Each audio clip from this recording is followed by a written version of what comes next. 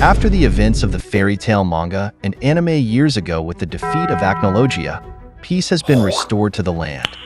Nice. We now reunite with Natsu and the gang as they embark on their journey to complete the dreaded 100-year quest, which no mage has ever been able to finish. Since the anime is coming back on July 7th, it's up to Onii-Chan to get you impatient fans your manga fix. Now, let's get started. In the year X633, the very first mage guild in the history of the world was established. We are shown a horrifying scene where a town is burned and destroyed, with people lying on the ground as if crucified. Meanwhile, an old wizard is crying and saying that magic is not an evil power. He claims that magic needs to be protected and that mages need to unite their forces. After that, we move to the base of Fairy Tail, where Max introduces 3 new recruit mages to the other guild members. They are immediately welcomed by Warren and Lysana, while Wakaba comments on how cute one of the female recruits is. The new female recruit blushes as her 2 companions comment that this is Fairy Tail and that there are a lot of people there. Makarov, however, seems disappointed that there are only 3 new recruits, and Mira explains that they know he doesn't want too many people in the guild, so they kept the number to 3. Jet and Droy assure that the 3 recruits are strong, and Lily comments on their appearance, saying it looks like they were beaten up by the 3 recruits using their abilities in their ability tests,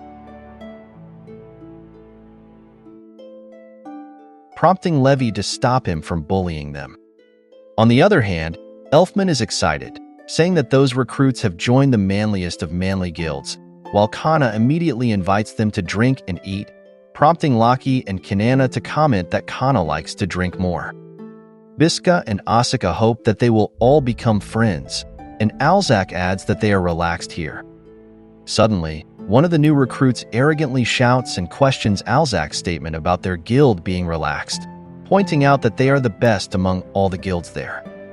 This catches Makarov's attention, and the recruit continues, claiming they are number 1 in Fiori, and that the other guilds are worthless. This leaves Nab and Vegeta speechless. The recruit starts demanding any job and promises to make Fairy Tail even better. He even claims that he might be stronger than Jet and Droy, leaving them speechless as well. As the recruit shouts that one day he will become the master of Fairy Tail, Laxus suddenly hits him on the head, saying he's getting annoyed with him. Makarov notes that Laxus seems to be back, and the other 2 new recruits look terrified as they stare at Laxus. The noisy recruit immediately falls, and Evergreen tells him not to belittle his comrades, while Bixlow comments on whether Evergreen should be the one saying that to him. Freed adds that they do not allow bad-mouthing other guilds. Laxus sternly tells the recruit that he has no right to call himself a member of Fairy Tail, and the recruit soon runs out of Fairy Tail in fear. Warren irritably asks who recruited that dunce, and Mira immediately starts crying, prompting Warren to worriedly ask if it was her. Laxus then asks the remaining 2 new recruits why they chose Fairy Tail, but out of fear, another male recruit starts crying and runs out of the building, saying their guild is scary. Laxus is bewildered, and Elfman remarks that 2 recruits have already been scared away by him, to which Laxus quickly responds that it's not his fault. Initially, the remaining female recruit is shy to speak, but soon she introduces herself to everyone as Toka and says she came because she wants to join Natsu's guild. Levy was puzzled, and Freed asked what her relationship with Natsu was. Toka replied that it was not just Natsu, but her dear Natsu, and she called Natsu her sweet darling, which made Mikao spit and get bewildered. Kana teased Juvia, saying it looks like someone is taking her throne for being obsessed, and Juvia, feeling a chill, said Gray had left her, so Kana replied, "Never mind then." Tuka excitedly recounted their meeting 1 year ago, and Warren wondered if it coincided with the guilds dissolved. Tuka said she was being threatened by bandits, and then Natsu arrived riding a fire dragon, which shocked Max, thinking that Natsu was riding himself. Lysana commented that Natsu really is popular, and Toka asked again where Natsu was. Makarov replied that Natsu was on a job and that he won't be back for a while. He added that it was a job that no one has completed since the founding of the Mage Guilds, the 100 Years Quest. In the next scene, we move to a place where Natsu, Happy, Gray, Urza, Wendy, Carla, and Lucy are together. Natsu is happy because it's snowing, while Gray and Urza are puzzled because it's sunny. Wendy and Carla pointed out that it wasn't snow but light. Lucy realized it was magic and explained that the Eternano is coalescing inside crystals large enough to be seen by their eyes. Natsu remarked how awesome that was, but quickly brushed it off and decided to make a snowman, to which Happy pointed out that if it was made of magic, then they were making a magic man. Urza stated that the place was brimming with magic, and Lucy admired the sight. They seemed to be close to the oldest guild in the world, Magia Dragon, and they would arrive there soon. Lucy explained that to officially accept the 100 Years Quest, they went to the continent of Giltina. She added that it was an unknown continent, neither Alakatasia nor Ishgar. She further explained that Magia Dragon was said to be the very first guild in the world. Natsu wondered what kind of dragon they would see there, to which Wendy thought they wouldn't encounter any, and Gray pointed out that it's only the name, using their guild's name as an example, questioning where the fairy is in Fairy Tale, to which Lucy cheerfully replied that it was in front of them. Urza explained that mythical beasts are often used as references for the names of mage guilds like Sabertooth, Mermaid Heel, and Lamia Scale, and that they mention the legends surrounding those creatures, to which Wendy agreed, saying that even Kate Shelter is the same. Lucy continued explaining that the 100 Years Quest is a legendary job that no one has completed in 100 years, and it is indeed very difficult, hence the name 100 Years Quest. Even the strongest mage of Fairy Tale, Gildarts, failed that quest. We are shown a flashback where Natsu asks Gildarts about the quest, to which Gildarts replied that he couldn't tell and that if Natsu wanted to know, he should find out himself and enjoy the despair that comes with it. Natsu was speechless and suddenly gave Gildarts a karate chop on the head, which irritated Gildarts. Natsu explained that Gildarts tried to be cool and went alone, which is why he failed, and Natsu wouldn't do the same. Natsu said he would take his friends with him and never fall into despair. Gildarts smiled and immediately retaliated with a karate chop on Natsu's head, causing a heated exchange between them. After that, we return to the present, and Natsu and his friends have arrived outside the Magia Dragon Guild.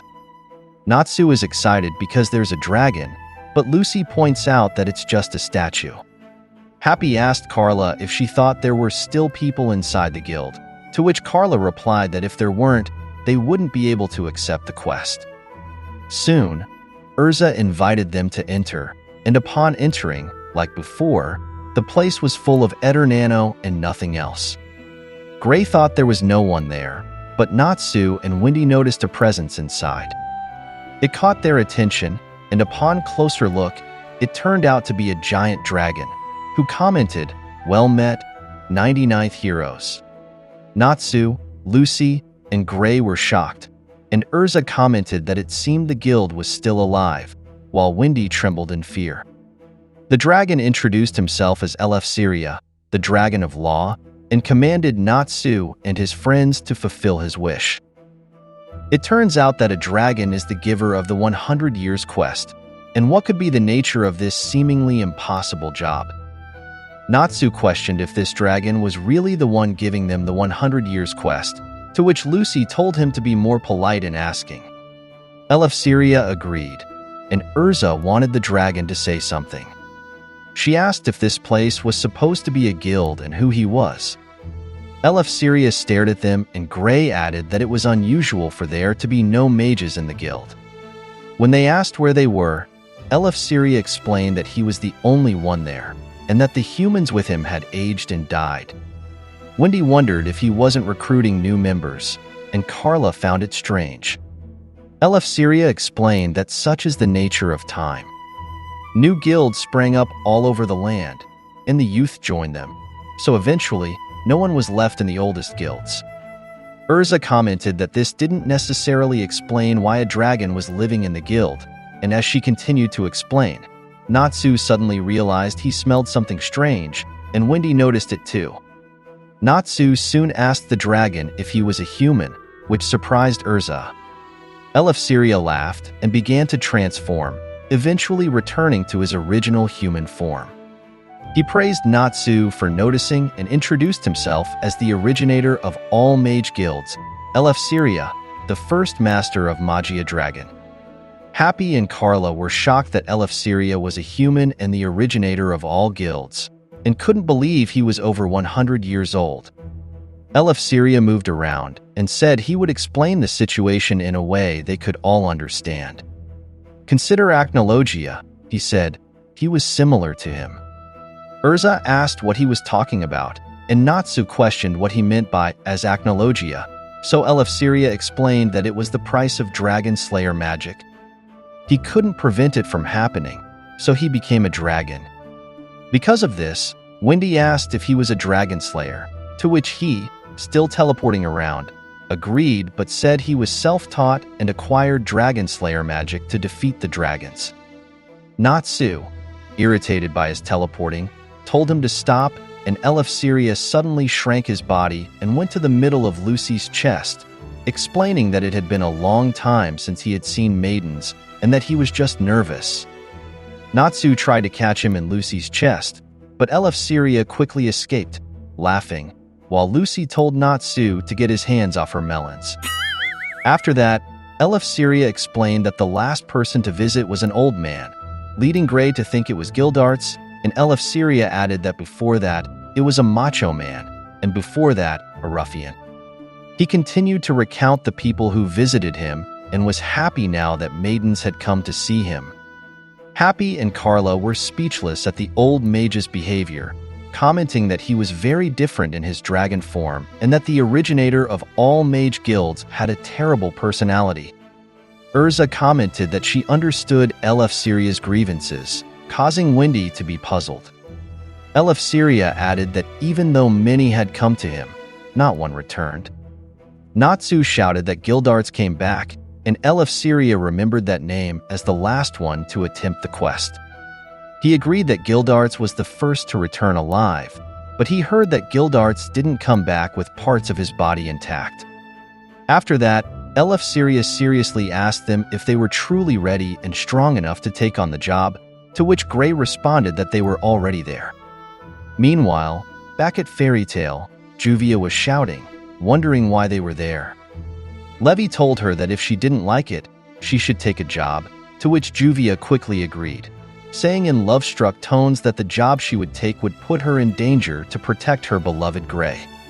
Toka suddenly asked if she couldn't trust and wait for her beloved to return, catching Juvia's attention. When Juvia was about to seriously ask what she meant, Toka said she believed her dear Natsu would return and that when he did, he would accept her love. Elfman commented that she shouldn't expect that from Natsu. Juvia teasingly agreed, saying that many girls surrounded Natsu, like Lucy, Lisanna, and Urza, to which Lisanna, bewildered, asked why she was included. Toka had heard that there were also girls around Gray, like Altair, Kana, Briar, and Urza. Kana then apologized, saying her current date was the barrel she was holding. Soon, Juvia and Toka started to clash, leading Mira to comment that it looked like the two were becoming fast friends. During all this, Gajeel was staring from the side, prompting Lily to ask what was wrong. Gajeel noted that Toka mentioned Briar, reminding Lily of Briar from Avatar, and he asked what the problem was, to which Gajeel replied it was nothing. Gajeel stared at Toka, and we returned to Magia Dragon. Here, Eleftheria presented Natsu and his friends with a contract they needed to sign. It stated that under no circumstances should they talk about the details of the 100 Years quest to anyone, and even if they lost their lives on the mission, neither the client nor the Magic Council could be held responsible. Natsu, Gray, Urza, and Wendy immediately agreed, while Lucy, feeling nervous, said she thought she would just go home, and Happy commented that she seemed to be leaking, which Lucy pointed out was just sweat. Lucy soon regained her courage, recalling the events leading up to their arrival there. 1 week ago, while on a ship talking to Virgo, she mentioned that she had come this far just on an impulse but was starting to get scared because they were discussing the 100 Years Quest, a job no one had completed. Virgo told her that she was forbidden to say this, but she had a feeling. It was a premonition that Lucy was awaiting a reunion in Giltina. Lucy was puzzled by this, and as she pondered its meaning, Virgo abruptly stopped speaking, saying she had said something she shouldn't have and needed to be severely punished for it. We were then shown Aquarius's gold key. After that, we returned to the present, and Lucy signed the contract, thinking she would continue because her friends were with her. After signing, she asked Eleftheria to tell them what the 100 Years Quest entailed, to which Eleftheria immediately agreed. He began to explain that what they had to do was actually quite simple, and that was to seal the 5 dragons, the Giltina's holy pentadrakes. Gray and Urza couldn't believe what they heard about the quest, and Wendy and Lucy said that the 100 Years Quest was actually a dragon extermination mission. Eleftheria explained that the reason he learned Dragon Slayer magic was because he wanted to defeat those 5 dragons. But those pentadrakes were crowned gods and possessed terrifying destructive power. Each one of them was arguably as strong as Acnologia. Happy trembled in fear remembering Acnologia, while Natsu got hyped and clasped his knuckles together, saying he was excited to take on the quest. In the next scene, we go to southern Giltina, in the Valeria region, and Natsu saw creatures that looked like walking jellyfish. He picked one up and asked Urza what it was. Urza immediately scolded him, telling him not to touch it because it might be poisonous, to which Natsu replied that he was sure he could eat it. Gray quickly told him not to. Lucy and Wendy found them cute as they inspected them closely, but when Lucy touched one, it suddenly went berserk and jumped into her mouth. Lucy tried to remove the creature, and Natsu laughed at her, saying she was the first to eat one. However, Natsu's laugh was cut short when the jellyfish he was holding jumped into his mouth too. Urza warned them to be careful because it looked like those creatures wanted to enter their bodies, to which Gray said he didn't need to be told twice. Natsu and Lucy struggled to remove the creatures from their mouths, while Carla and Happy were being swarmed by the jellyfish creatures, causing them to panic. Wendy prepared to attack and immediately used sky dragons' roar to blow away the jellyfish creatures, apologizing to them afterward. After that, Lucy, teary-eyed, explained that her mouth felt numb after removing the creature, while Natsu ended up swallowing his, prompting Gray to tell him that if he got poisoned and died, he would say, "I told you so." Urza remarked that there were many strange things in that land, so they should be careful. Despite her warning, Natsu immediately approached a pig with antlers, leaving Urza speechless. As Gray checked on what happened to Lucy's mouth, Lucy narrated that to complete the 100 Years Quest, they went to the Giltina continent, north of Ishgar. They knew nothing about this continent, and it was completely foreign. Everything was new and frightening for them. The specific task of the 100 Years Quest was to seal the 5 dragons known as the Holy Pentadrakes. We revisited Eleftheria telling them that each of these dragons was arguably as strong as Acnologia. Urza explained to Eleftheria that Natsu was the one who defeated Acnologia, so they should be able to complete the task. Eleftheria was shocked, while Natsu excitedly asked where the 5 dragons he mentioned were. Eleftheria believed what he heard and remained silent for a moment, prompting Wendy to ask if there was a problem. Eleftheria suddenly commented that this seemed to be the last chance, which puzzled them all. He explained that if mages of their caliber couldn't complete the 100 Years Quest, then no one in the world could. This was his last hope. Lucy, Urza, Gray, and Wendy looked at him seriously, and Natsu raised his fist and said that Eleftheria was right, they were the last, because they would finish that quest. Eleftheria smiled at that, and we returned to the present where Natsu and his friends were traveling.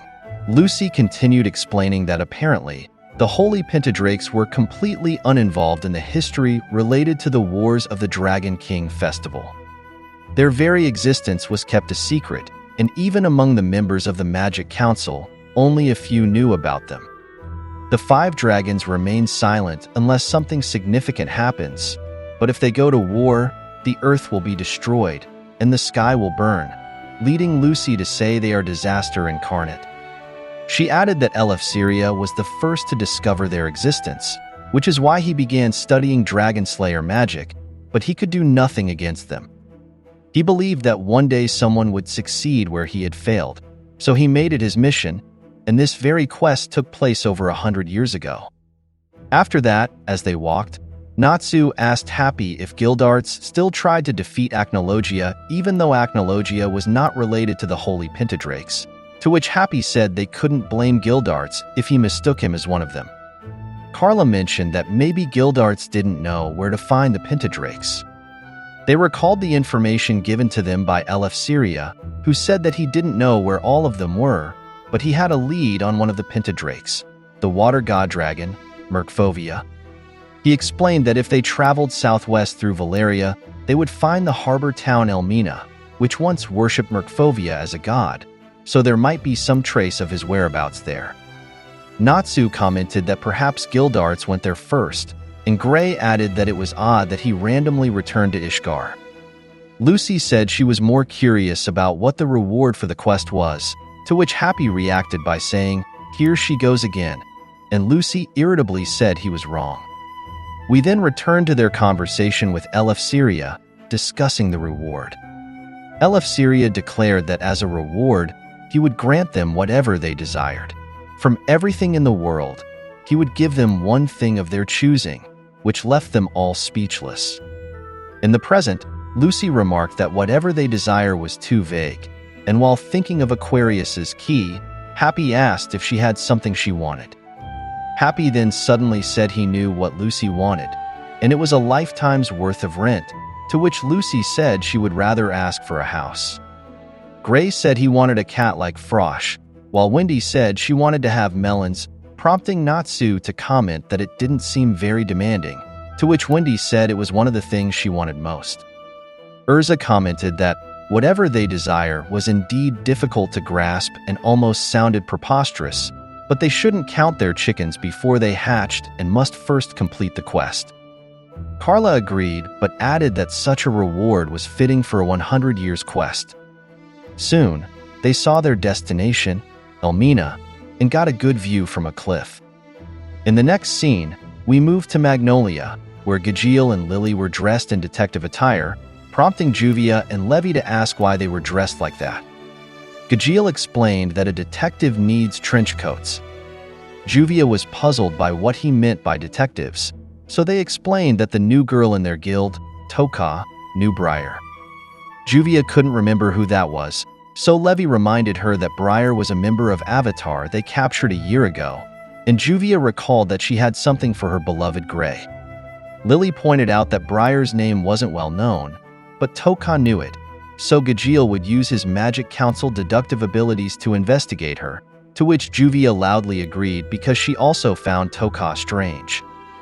Gajiel and Juvia immediately ran off to start their investigation, and Lily shouted after them, clarifying that deduction wasn't what Gajiel meant, leaving Levy somewhat disappointed as they doubted their guild member.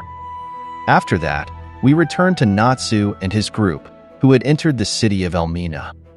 Gray commented that he could smell the sea, while Natsu remarked on the dirty walls of the buildings, and Wendy explained that it was probably because the city was old.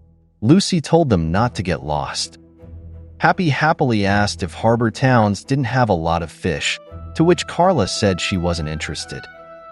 Urza told them to find lodging, and while doing so, 2 people watched them from the rooftop of a building. One of them, who had horns and a tattoo on his right eye, commented that another group of travelers had arrived, and his female companion with glasses explained that the newcomers were mages from the southern continent, addressing him as Lord Water God. After that, Natsu, Gray, Lucy, Wendy, Urza, Happy, and Carla explored Elmina and found a hotel called Hotel Journey. When they entered, A fish wearing a tuxedo greeted them at the reception, which puzzled Lucy while Happy found it appetizing. They wondered why there was a fish there, and Natsu thought it might be one of the complimentary drinks provided by the hotel, so he picked it up and considered eating it. Suddenly, the fish transformed into a man who looked like a butler. They were shocked, and Happy was disappointed as he lost what he thought would be his lunch. The man welcomed them to the hotel. Surprised by the man's transformation, he explained that he was just sleeping and accidentally turned into a fish, then asked if that hadn't happened to them before, to which Lucy shouted no. Natsu asked if the man was a human or a fish, and Happy agreed, saying it was an important question. The man replied that if he had to choose, he would say he was a fish. This surprised Gray, and suddenly the man remembered something and ran off, shouting that he almost forgot his date and gave them their room keys. He shouted the name of his date, Sumiko, and said he was on his way. Before leaving, the man told them one more thing. He explained that if they planned to stay in that city, they needed to drink the complimentary beverage in their rooms, because as humans, they wouldn't survive in that place otherwise. After that, the man ran off again, leaving Natsu and the others stunned. Lucy wondered what was up with that man, and Gray corrected her, saying it was a fish. Wendy asked what kind of magic that was. She also asked Urza what they should do since the hotel was strange, to which Urza replied that even so, it would be difficult to find another place to stay. Lucy added that she was tired and okay with the place, and Natsu mentioned that it was free, to which Lucy corrected him, saying it wasn't totally free because they would leave some money before leaving. Happy fell silent, prompting Carla to ask what was wrong, and Happy said he was so excited earlier to eat the fish, but now he couldn't, to which Carla said she felt for him. When they entered their rooms, they saw a flask with a skull as a cap and a card that said, "Welcome." Natsu and the others were stunned as they looked at it, realizing the man expected them to drink what appeared to be poison. The next morning, Gray woke up to find himself surrounded by water. He immediately left his room to find the others and see what was happening. When he tried to breathe, he initially thought he would drown but quickly realized he could still talk underwater. He looked out the window to see what was happening outside, and he couldn't believe the entire town was now underwater. He saw Natsu swimming with Happy, both enjoying it. Lucy and Wendy were also swimming and commented that even though they were underwater, they could still breathe. Carla was delighted by the beauty of the place, and Happy was excited about the abundance of fish. Urza was racing with Sumiko, who turned out to be a shark and the receptionist date from the hotel. Gray was stunned that they weren't affected by the situation, and suddenly someone beside him commented that it seemed they all drank the medicine provided to them. When Gray turned to look, it was the receptionist, who explained that the drink was designed to help non-fish people adapt to the water. The receptionist apologized for the late introduction and introduced himself as Kashima, the manager of Hotel Journey. Gray asked what was happening there, and Kashima explained that it was simply high tide at the moment, which surprised him. Kashima explained that originally, it was a town of fishes, and he thought Gray might call what's happening its true form. Gray then asked why they took on human form during the day, to which Kashima replied that if they stayed as fish, it would shock people. Gray shouted that it didn't stop what happened yesterday, and it would have been better if they just told them immediately, but Kashima said that would ruin the surprise. Meanwhile, Natsu and Happy were having a great time swimming, saying they had become really good at it. Kashima explained that it was another effect of the medicine they drank. Urza commented that this explained why she had a fair contest with Sumiko, but Kashima pointed out that the shark she raced wasn't Sumiko. Lucy mentioned that she had read a fairy tale like this before, and Wendy asked if it was an underwater story. Lucy agreed and said that in the fairy tale, a boy saved a turtle that was being bullied, and as thanks, the turtle took the boy back to the ocean world. Wendy asked what happened next, but as Lucy was about to tell her, she suddenly fell silent, puzzling Wendy. Lucy then said the boy turned into a jellyfish, which surprised Wendy. When Gray mentioned they came to look for clues about the water god dragon and asked if he knew anything, Kashima suddenly shouted angrily that he didn't and that they wouldn't let Gray touch their Lord Water God. The mood of the fish changed quickly and they suddenly attacked, causing Happy to swim away. Urza was almost bitten by a shark, which told her it wasn't Sumiko but Sumimi. Lucy was shocked at the fish's sudden change in behavior, and Wendy was scared, thinking she might turn into a jellyfish. Someone pulled Lucy's bra, exposing her bazongas. Natsu got irritated with the fish and challenged them, while Urza tried to hold him back and suggested they retreat. They quickly swam away from the fish, while Kashima shouted not to let them escape, saying they were just like the humans who came yesterday, enemies searching for the water god. Gray was puzzled by what he heard, and they continued to swim away from the city. Meanwhile, in Magnolia inside the Fairy Tale Guild, Mira asked Toka what kind of magic she used, and Toka replied that it was water-type magic, prompting Lysana to point out that she was similar to Juvia. Juvia looked at her and wondered if Toka was imitating her. Toka teasingly said that she was like the girl chasing after a slovenly man, and that she was unlucky in that. Juvia's eyes flared with anger at Toka's words, but Gajeel immediately restrained her. Gajeel whispered to her that unless they had her by the tail, she shouldn't startle their prey. While they were talking, speaking of tails, they suddenly noticed Toka had a tail, which surprised them.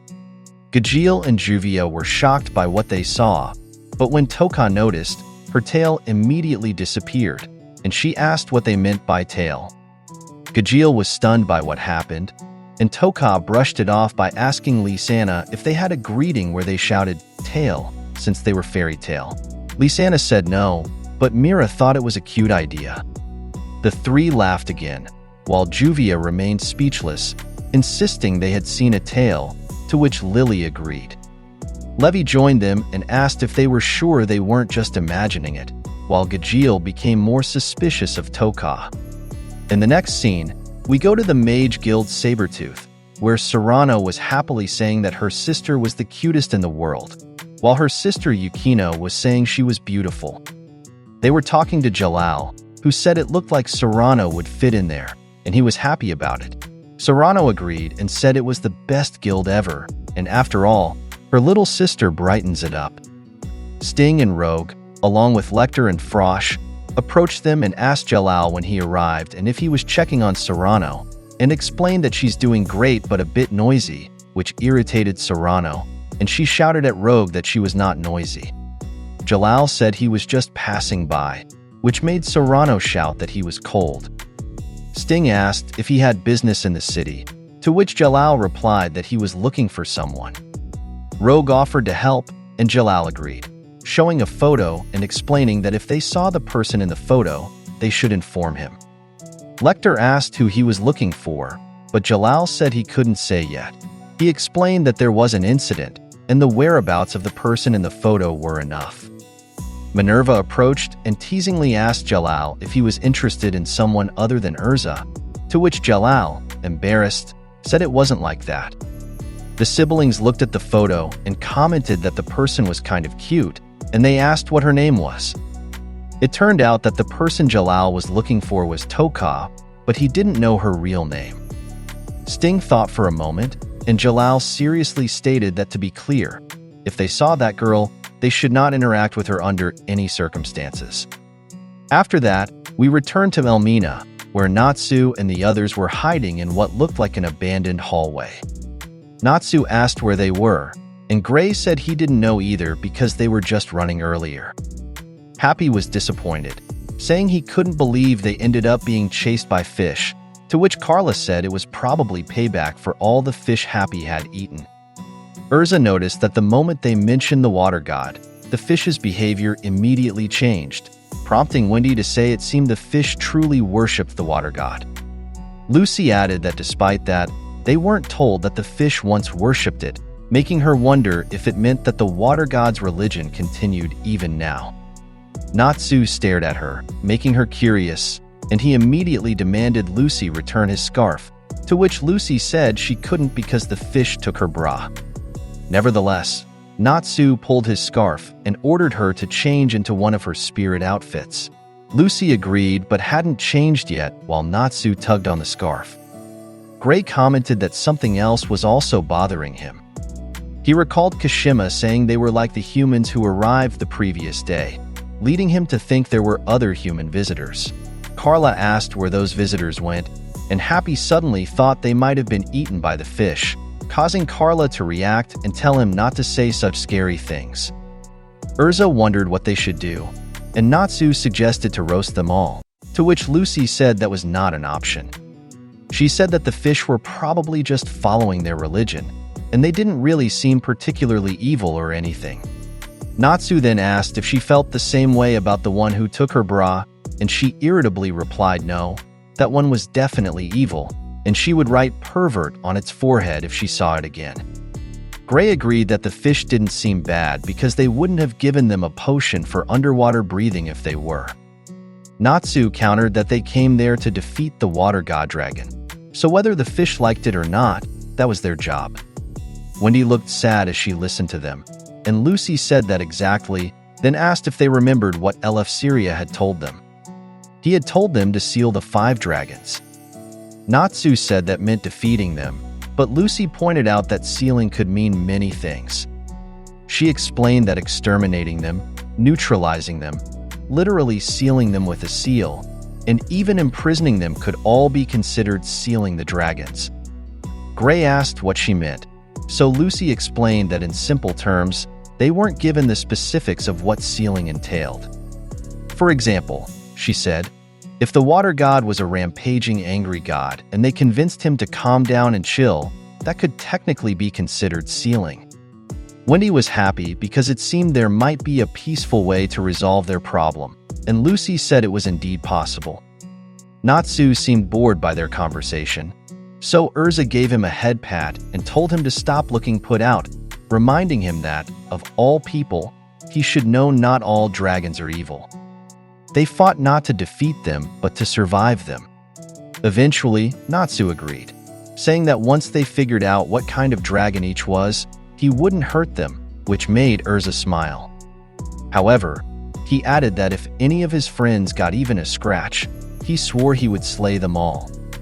This made his friends smile, and Carla suggested they start looking for answers to their questions. Are the water dragon an ally or enemy? What kind of city is this? And who and where are the humans who came before them? Gray suggested they return to the city and make peace with the fish, and as Lucy wondered if the fish would listen to her, she suddenly got an idea. We then shifted to the city, where Kashima and his date, Sumiko, were having a spat because Kashima had tended to Natsu and his friends earlier. Sumiko told him that, first of all, she didn't like him still doing business with humans, but he reasoned that there were still good humans. Sumiko swam away, saying that if he liked humans so much, he should just date a human. Gray saw this and commented that Kashima wasn't really bad. Their bodies had transformed into fish, and Gray remarked that they hadn't fully turned into fish. Lucy corrected him. Urza was happy and said their fish transformation was due to Gemini's power, while Natsu was confident they wouldn't get caught. Happy, almost in tears, pointed out that first a fish turned into a human, then they were chased by fish, and now he had become a fish. Lucy explained that Gemini's specialty was transformation magic, and they were great at copying, but she said they found it easy to transform into small animals like they were now. Gray commented that if it was going to end up this way, Lucy should have done it right because they looked like reverse mermaids, and Wendy agreed. It turned out that Wendy had become a jellyfish instead of a fish, which she had feared, so she started crying and asked why she was the only one like that. Lucy apologized and said she ran out of magic halfway through. Wendy thought it was karma for sending away the jellyfish earlier, while Urza and Natsu said their appearance ensured they remained incognito. They suggested splitting up to gather intel, but Gray was still reluctant, thinking they wouldn't get caught. They split up, and as Gray was swimming, someone called out to him. It was Kashima, and Gray's face showed his anxiety as he turned to look. Kashima asked if he had found the humans yet, and Gray thought that Kashima didn't recognize him. Gray replied that he didn't know, so Kashima shouted at him to go look for them. Gray thought to himself that Kashima had just been on a date earlier. Gray brushed off the topic and asked what happened to the humans they captured earlier. Kashima said it was obvious, and suddenly we moved to another place. On Lucy's side, Natsu smelled humans, so they immediately followed the scent and found a cell. Kashima asked Gray if he had forgotten that they captured a human and that they would use her as a sacrifice for Lord Water God. As Lucy approached the cell, they were shocked to see a woman bound inside. Happy noticed that she belonged to a guild because of the mark on her left shoulder. They stared intently at the woman, and Natsu approached her crest, but he said he had never seen that kind of guild before. The woman suddenly spoke and asked if they were truly humans, which surprised Natsu and Lucy, while Happy pointed out that he was a cat. The woman said that time was running out and if she were them, she would want to retreat. A loud noise from outside caught their attention, and Natsu noticed that the presence felt familiar. Soon, a terrifying dragon appeared, leaving Natsu and Lucy in disbelief, and Happy thought it might be the water god dragon. The woman shouted at the dragon, saying she was the sacrifice for it, which made the dragon turn towards her. The woman managed to free herself from her bindings, scaring Lucy and Happy, and she started stretching to prepare herself. She said she was just waiting for that water god dragon, and with a swish of her hand, she easily sliced the cell horizontally, terrifying Natsu. The woman immediately charged at the dragon, which responded with a breath attack, but she easily dodged it.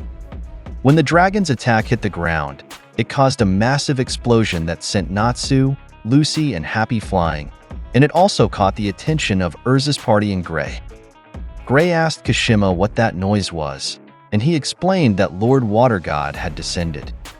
The water god continued to release breath attacks, but the woman skillfully dodged them.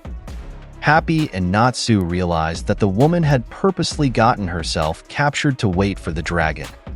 When Natsu looked closely at her face, he saw that she seemed to be enjoying the fight, her tongue out in anticipation, which stunned him. The woman taunted the water god, asking if that was all one of the holy pentadrakes could do, causing it to roar loudly. She then declared that their battle was over and that she would kill the dragon. She used the Dragon Slayer's secret technique, Blade Dragon Sword Dance, slicing the water god's body multiple times. Natsu and the others couldn't believe what they were seeing, while the woman had a smile on her face. Natsu was shocked to realize that the woman was a dragon slayer, while Lucy questioned how the water god could be defeated so easily.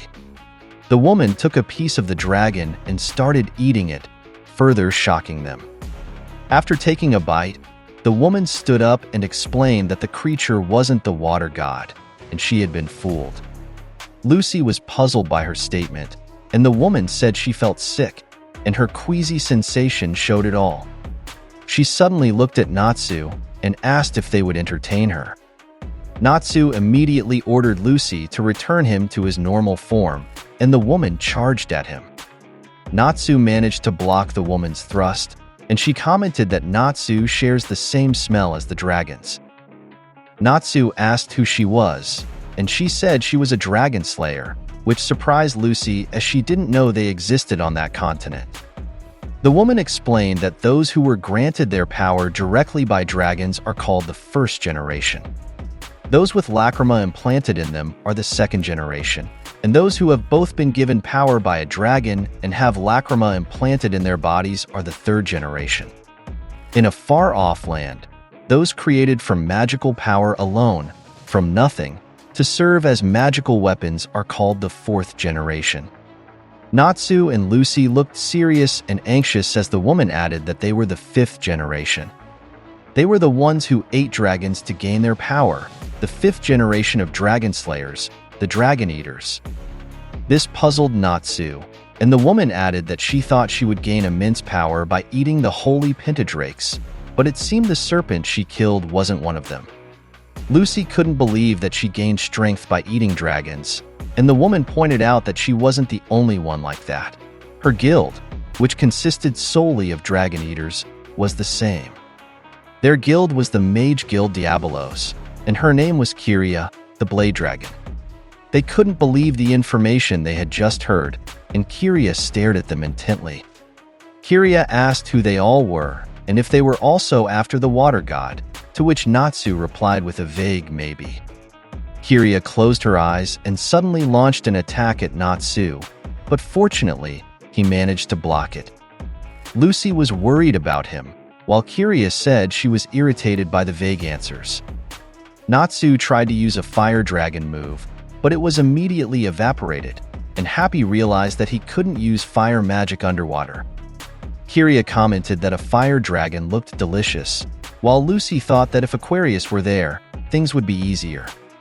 However, she still had some power left in her Aquarius form, so she decided to use it. She used Aquametria against Kyria, but Kyria easily sliced through it, which shocked Lucy. Kyria explained that there was nothing she couldn't cut, and that was the power of the Blade Dragon. Lucy was startled as her clothes were also cut, leaving her exposed, and she had to cover herself in embarrassment. Natsu's eyes widened at the sight, while Happy was shocked that Kyria easily cut through Lucy's star dress. Tearfully, Lucy asked Kyria why she had to involve her clothes, to which Kyria replied that she looked delicious too. Lucy quickly switched to her Virgo form, swimsuit version, to cover herself again, but Kyria immediately threatened to cut those clothes too, prompting Lucy to beg her not to. Kyria charged at Lucy again, but fortunately, Gray arrived and encased Kyria in ice. Lucy was delighted to see Gray, while Kashima was bewildered, and Happy was speechless to see Gray with the manager. Kashima was even more shocked when he realized the prisoner had escaped, and the humans they were chasing were there too. Irritated, he asked Gray where they were hiding, to which Gray replied, "Under your nose." Kashima's irritation turned to fear and concern when he saw that the servant of Lord Water God had been cut up. It turned out that the serpent Kyria fought earlier was just a servant. Kashima explained that this servant was responsible for bringing sacrifices to the water god, and now that it was dead, they were in trouble because it would anger the Lord.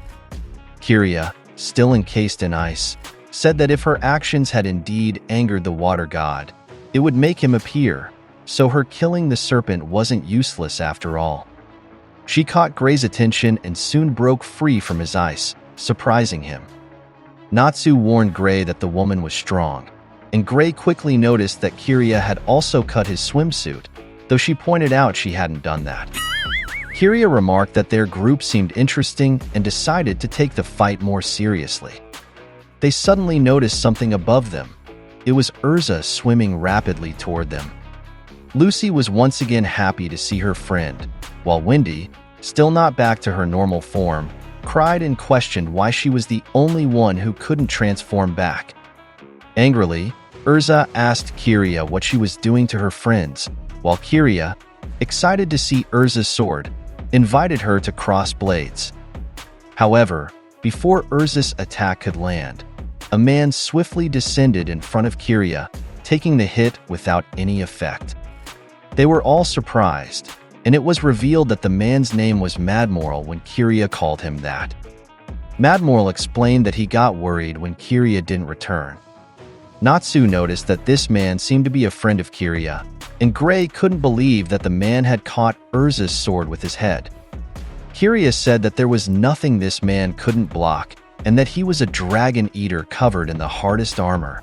His name was Madmoral, the armor dragon. Kyria pointed out to Madmoral that she could handle things alone, but Madmoral said that Skarian wanted her to return immediately. Kyria refused because she believed the water god dragon might arrive at any moment, and the group she encountered seemed like tasty prey. Urza asked Natsu who those people were, and Natsu replied that he didn't know, but he guessed they also wanted to deal with the water god dragon. Suddenly, a bright light appeared above them, catching everyone's attention. Lucy wondered what it was, while fear and anxiety were evident on Kashima's face. A massive whirlpool formed, and the water split into many parts, revealing a creature at the center. They were all stunned as the water was pushed aside, and soon, the one responsible for it emerged, whom Kashima called Lord Water Dragon. Their eyes widened as they watched Merkfovia descend, and Lord Water Dragon commented that his sea seemed stormy that day. Natsu couldn't believe what he was seeing and was surprised the water dragon looks like a human. Merkfovia locked eyes with the group and commented that those who had come to kill him should leave now. Kiria was delighted that he had arrived because she had been waiting for this opportunity for a long time. Madmoral warned her that he wasn't an opponent they could defeat without a plan, but Kiria disagreed, claiming there was nothing she couldn't cut. Suddenly, Kiria and Madmoral's bodies turned to ash and gradually disappeared, catching the attention of the others. They were stunned by what was happening, and Kiria shouted, asking if Skarian was behind this and why it was happening now when the water god dragon was right in front of them. Frustrated, Kiria vowed to deal with Skarian when she returned, while Madmoral bid them farewell, and they completely vanished. Urza asked Carla what kind of magic that was, and Carla tentatively replied that it might be ash magic. Wendy added that it seemed like a magic that transforms friends into ash. Lucy speculated that it was probably a type of magic used for traveling to different places, but if it was the power of a dragon eater, she wondered if they had an ash dragon ally. Merkfovia glared at Natsu and suddenly asked if he was a dragon slayer and if he had come to kill him. Natsu explained that it wasn't exactly the case. He said they had taken on a job that required them to seal 5 dragons, and it seemed like the water god was one of them, but they didn't know what to do if he turned out to be a good person. Lucy explained that the person who gave them the job left many details out, and Merkfovia realized that Elefsiria had sent them, calling him a fool who hadn't given up. Happy asked if Merkfovia knew Elefsiria, and the water god said that he had been sending assassins for his head repeatedly over the past 100 years. Natsu straightforwardly asked if he was good or evil, leaving Lucy speechless at his bluntness. Merkfovia smiled and said he couldn't say, but at the very least, he held no enmity towards them at the moment. Natsu scratched his head, feeling that their 100-year quest was getting washed away from the start. Lucy suggested they wait, reasoning that if Merkfovia had no ill intentions towards humans, it wouldn't be a disaster. She said there was a chance they could win the battle without an actual fight, and Gray agreed, saying that if they had no reason to fight him, they couldn't seal him. However, Merkfovia smiled and disagreed, saying they needed to seal him because he must be sealed. They were all shocked by his words, and while controlling the water around them, he added that they seemed different from the usual assassins he had seen. Merkfovia returned the water to normal, and they started sinking again. He told Kashima that Natsu and his friends were now his guests, and that he wouldn't tolerate any impoliteness towards them. Kashima immediately agreed, and Natsu was puzzled. Merkfovia led them to his palace, and soon they arrived there. The magnificent beauty of the palace's interior amazed Natsu and the others, and they noticed there was no water inside. Urza commented that she hadn't expected such a place underwater. Happy noticed the statues on the pillars and asked what they were, to which Carla suggested they might be fishmen. Wendy was still crying because her body was still a jellyfish, but with just a snap of Merkfovia's fingers, she returned to normal. Wendy was amazed that he had the power to release such magic, and Merkfovia explained that he couldn't manage all magic, but he could handle some. Someone greeted them, addressing Merkfovia as Lord Water Dragon, and asked why he had brought such people to the sacred palace. It turned out to be the woman who had been with him before, named Carmel, who said she was his assistant in various matters. Merkfovia introduced Natsu and his group to Carmel, explaining that they were mages from Ishgar. They all greeted her, and Natsu said they were from Fairy Tale. Carmel commented that they were surely sent there by Elefsiria, and Gray nervously agreed. Because of this, Carmel told them to go ahead and try to fight the water god dragon if they planned to, but they wouldn't be able to defeat him. Merkfovia calmed Carmel down and explained that he believed he could reason with these people, so she should let him talk to them.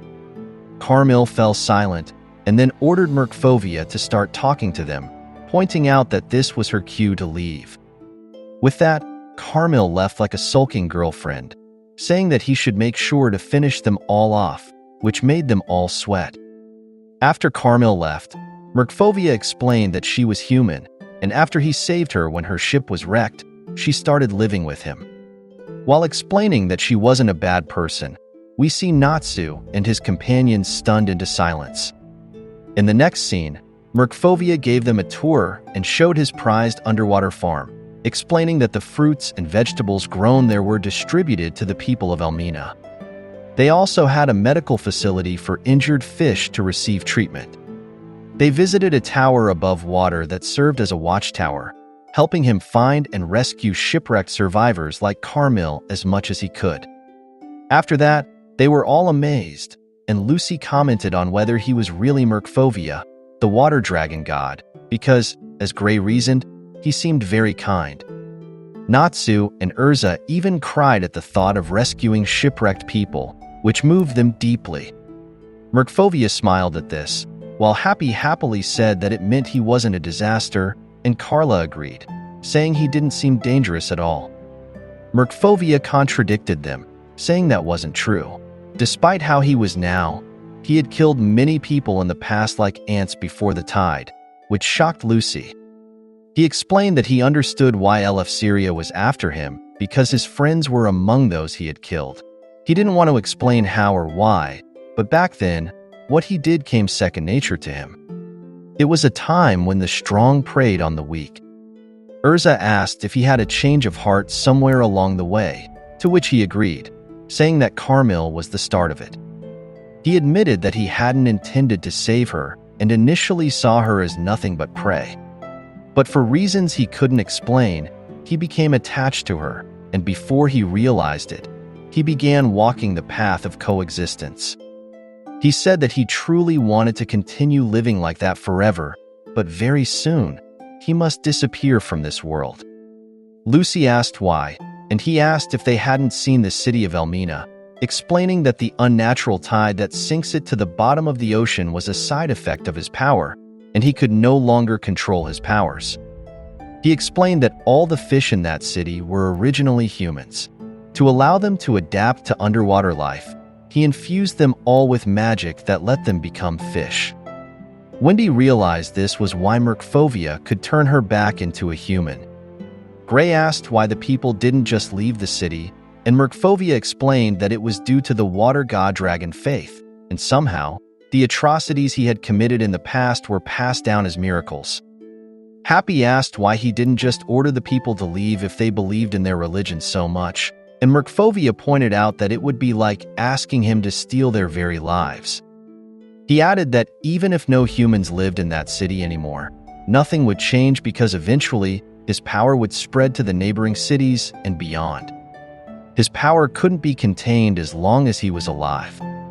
Lucy was saddened by this and asked if there was no other way, but Merkfovia said there wasn't, which was why he had been waiting for people capable of killing him to arrive. Concern and worry were evident on the faces of Natsu and his companions, and Merkfovia added that before everything else, there was one more thing he needed to do. His greatest miscalculation and his worst nightmare. In the next scene, we move to the ship of Kyria's guild, Dabalos, where Kyria was irritated with Skarian for making them return just as she was facing the water dragon god, while Madmoral tried to calm her down. Kyria demanded to know what Skarian thought she was doing, and Skarian abruptly said that the situation had changed. Couldn't she feel the power of the water god dragon? That power should not be consumed. Soon, we see the full appearance of Skarian, who is the corpse dragon. It seemed as though he was speaking to Merkfovia when he said, "Did you think you could deceive us dragon eaters?" and called him a false water god dragon. Let's go back to the base of the Mage Guild Blue Pegasus, where we see Ichiya passionately dancing on top of a table and drinking, supported and cheered on by 3 other guild members who were just as enthusiastic. Then, he struck his trademark pose and offered his special perfume of smile to Jelil, who wasn't in the mood for any antics. Jenny commented that Jelil rarely visits them, and Bob told Jelil that he should join their guild. Hibiki expressed his good impressions of Jelil, while Run said he didn't want Jelil in their guild, and Eve wondered if he could call Jelil brother. Jelil told them that if they couldn't provide any information about Toka, he planned to leave immediately. Ichiya asked who the beautiful woman in the picture was because he couldn't recognize her, and said it was impossible for him to forget such a beautiful face. Jelil told him not to worry and advised them to avoid this woman if they saw her. Ichiya, Eve, Ran, Hibiki, and Jenny were puzzled by what Jelil said. Meanwhile, in Magnolia, we see Gajeel, Juvia, and Panther Lily engaged in espionage, tailing Toka. They planned to follow Toka to the outskirts of the city because she seemed suspicious, but Levi tried to stop them, saying they should stop following their friends. Gajeel retorted that he would decide if she was a friend or not once he figured out the truth. Levi argued that they were a family. Gajeel reminded her how Fairy Tail treated him when he was a new member. Levi said it was because he was a bad person back then. The two started arguing and fighting, and even Panther Lily couldn't stop them. Levi angrily left them, and Juvia worried about her. Juvia asked Gajeel if he was okay with what he did, and Gajeel said that if they found dirt on Toka, it would also put Levi in danger, and he would never let anyone hurt Levi. Panther Lily remarked that Gajeel had just hurt Levi. A moment later, Toka arrived outside Natsu and Happy's house. Juvia wondered what Toka planned to do there. Toka suddenly squealed with delight and uttered cheesy lines, calling Natsu to come home so she could be burned by his flames. Toka hugged the signboard of Natsu and Happy's house, and Gajeel commented to Juvia that Toka reminded him of someone. The 3 continued to follow Toka back into town, where she shopped and went to the residential district. They were shocked to see Toka go to the front of Lucy's house. Toka opened the door and shouted, "I'm home," even though she lived alone. Juvia and Gajeel couldn't believe that Toka lived right next to Lucy's house. Juvia imagined a possible scenario where Lucy and Toka fought over where Natsu should hang out. Gajeel suddenly blushed as Toka began to undress. As Toka removed her dress, Juvia covered Gajeel's eyes, who complained that he needed to see for his deductions. The two fell from the second-floor window in the commotion, and Toka wondered what she heard, but she continued to the shower room to bathe. Levi saw the 3 of them, obviously nervous, with Gajeel on top of Juvia. Gajeel nervously tried to explain, but Levi dismissed him and walked away. Gajeel shouted, "Wait!" and Juvia tried to explain that she only liked gray, but Levi ignored them, holding her stomach as if she felt something. Levi blushed and muttered, "Dummy." Let's go back to the water god dragon in his palace in Elmina, where he is speaking to Team Natsu about what he needs to do. Mercphobia revealed to them that someone had stolen his dragon powers. Lucy and Natsu were shocked, and Gray asked if this person was one of the Dragon Eaters.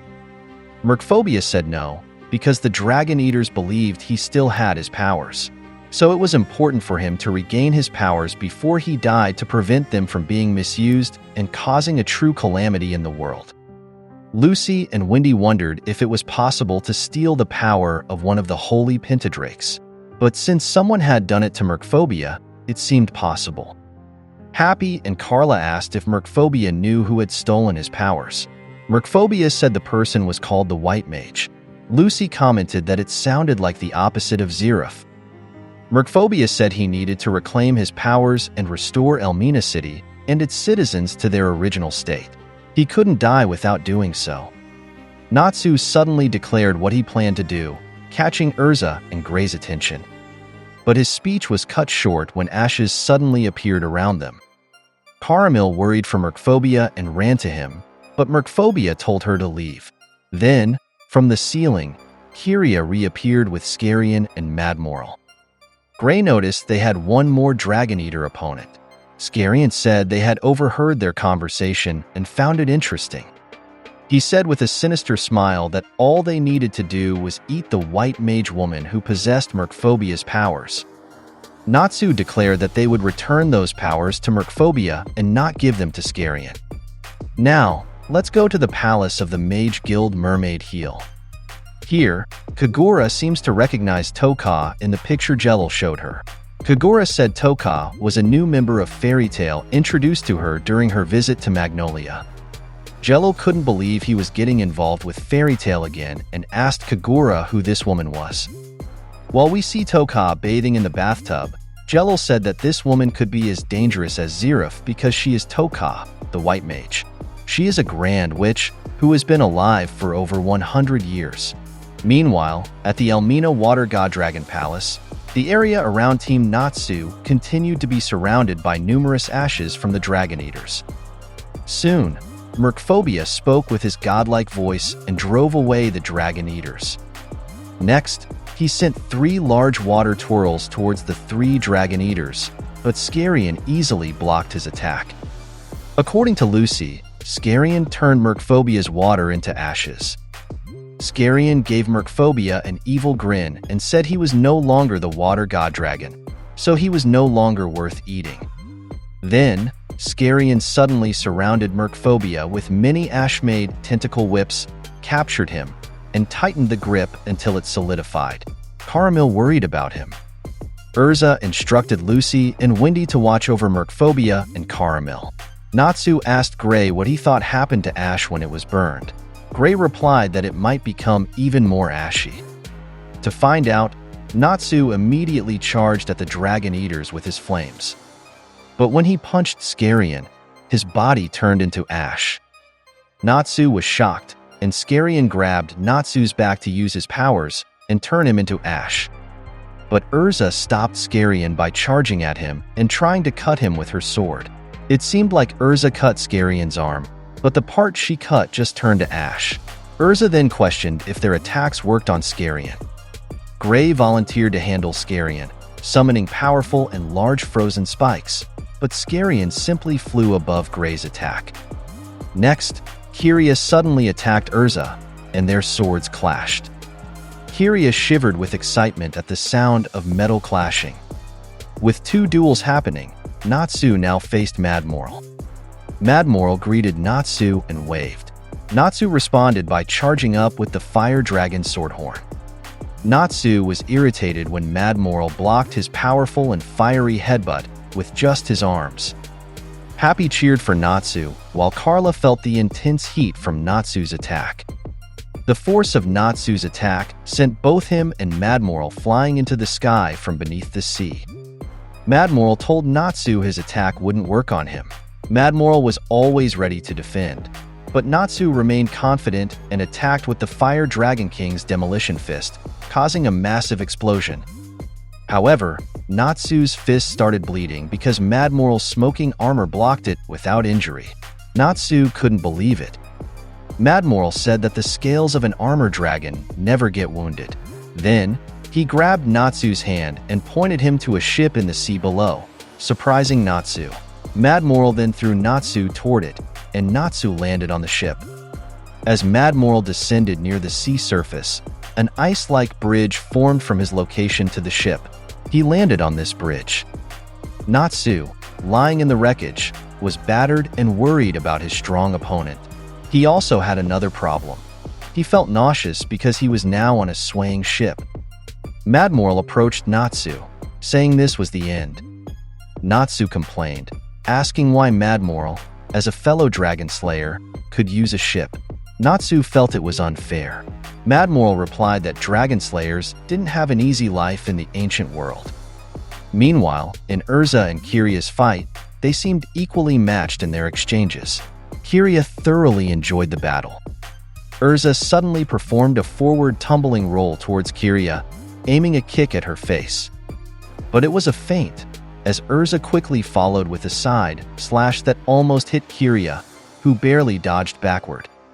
Kyria knew Urza nearly killed her and was impressed by her strength. Urza boasted about her sword to Kyria, saying it had to be strong to protect her friends. Kiria told Urza that while she enjoyed fighting strong opponents like her cruel streak and desire to see Urza's other side prevailed. Urza wondered what she meant, but Kiria suddenly slashed the air, and Urza felt a shockwave. Urza couldn't understand what Kiria had slashed, but when she looked at herself, she was shocked to find she was only wearing a bikini. Wendy and Lucy wondered why Urza was surprised when she's actually been wearing her bikini since the start of the day. But Urza told them not to look at her because she was embarrassed. Happy and Carla also noticed something was wrong with Urza. Kiria then approached Urza, who suddenly became afraid and begged not to be killed. Lucy, Wendy, and even Merkphobia were shocked by Urza's reaction. Kiria looked down on Urza and ordered her to say, "Spare me, please, Lady Kiria." Kneeling before Kiria, Urza uttered the words. Kiria explained that she had slashed Urza's strength. And because Urza's strength was cut off, all she could do was kneel before Kiria and beg for forgiveness. The worry on Wendy and Lucy's faces for Urza was evident, and they couldn't believe they were seeing Urza in such a state. Kiria patted Urza on the head, remarking how a muscular swordswoman could be turned into something cute. Urza, apart from her nervous crying, remained silent. Kiria then instructed her to bow even deeper. Urza complied, bowing deeper, only for Kiria to suddenly step on her head. Wendy rushed at Kiria upon hearing Urza cry out in pain. The anger in Wendy's eyes showed her Dragon Slayer powers manifesting. Kiria dodged Wendy's powerful attack but smiled when she realized the little pipsqueak Wendy was also a Dragon Slayer. Next, Carla in her human form charged at Kiria, defending Wendy whom Kiria was belittling. Kiria performed a somersault to avoid Carla's attack. Following this, Lucy attacked Kiria, creating a pitfall trap where Kiria landed. Lucy caught Kiria in her trap, but Kiria dismissed it as a puny move. Wendy suddenly expressed irritation at being called small repeatedly. Kiria then unleashed a powerful multi-directional attack, the Blade Dragon's rending roar.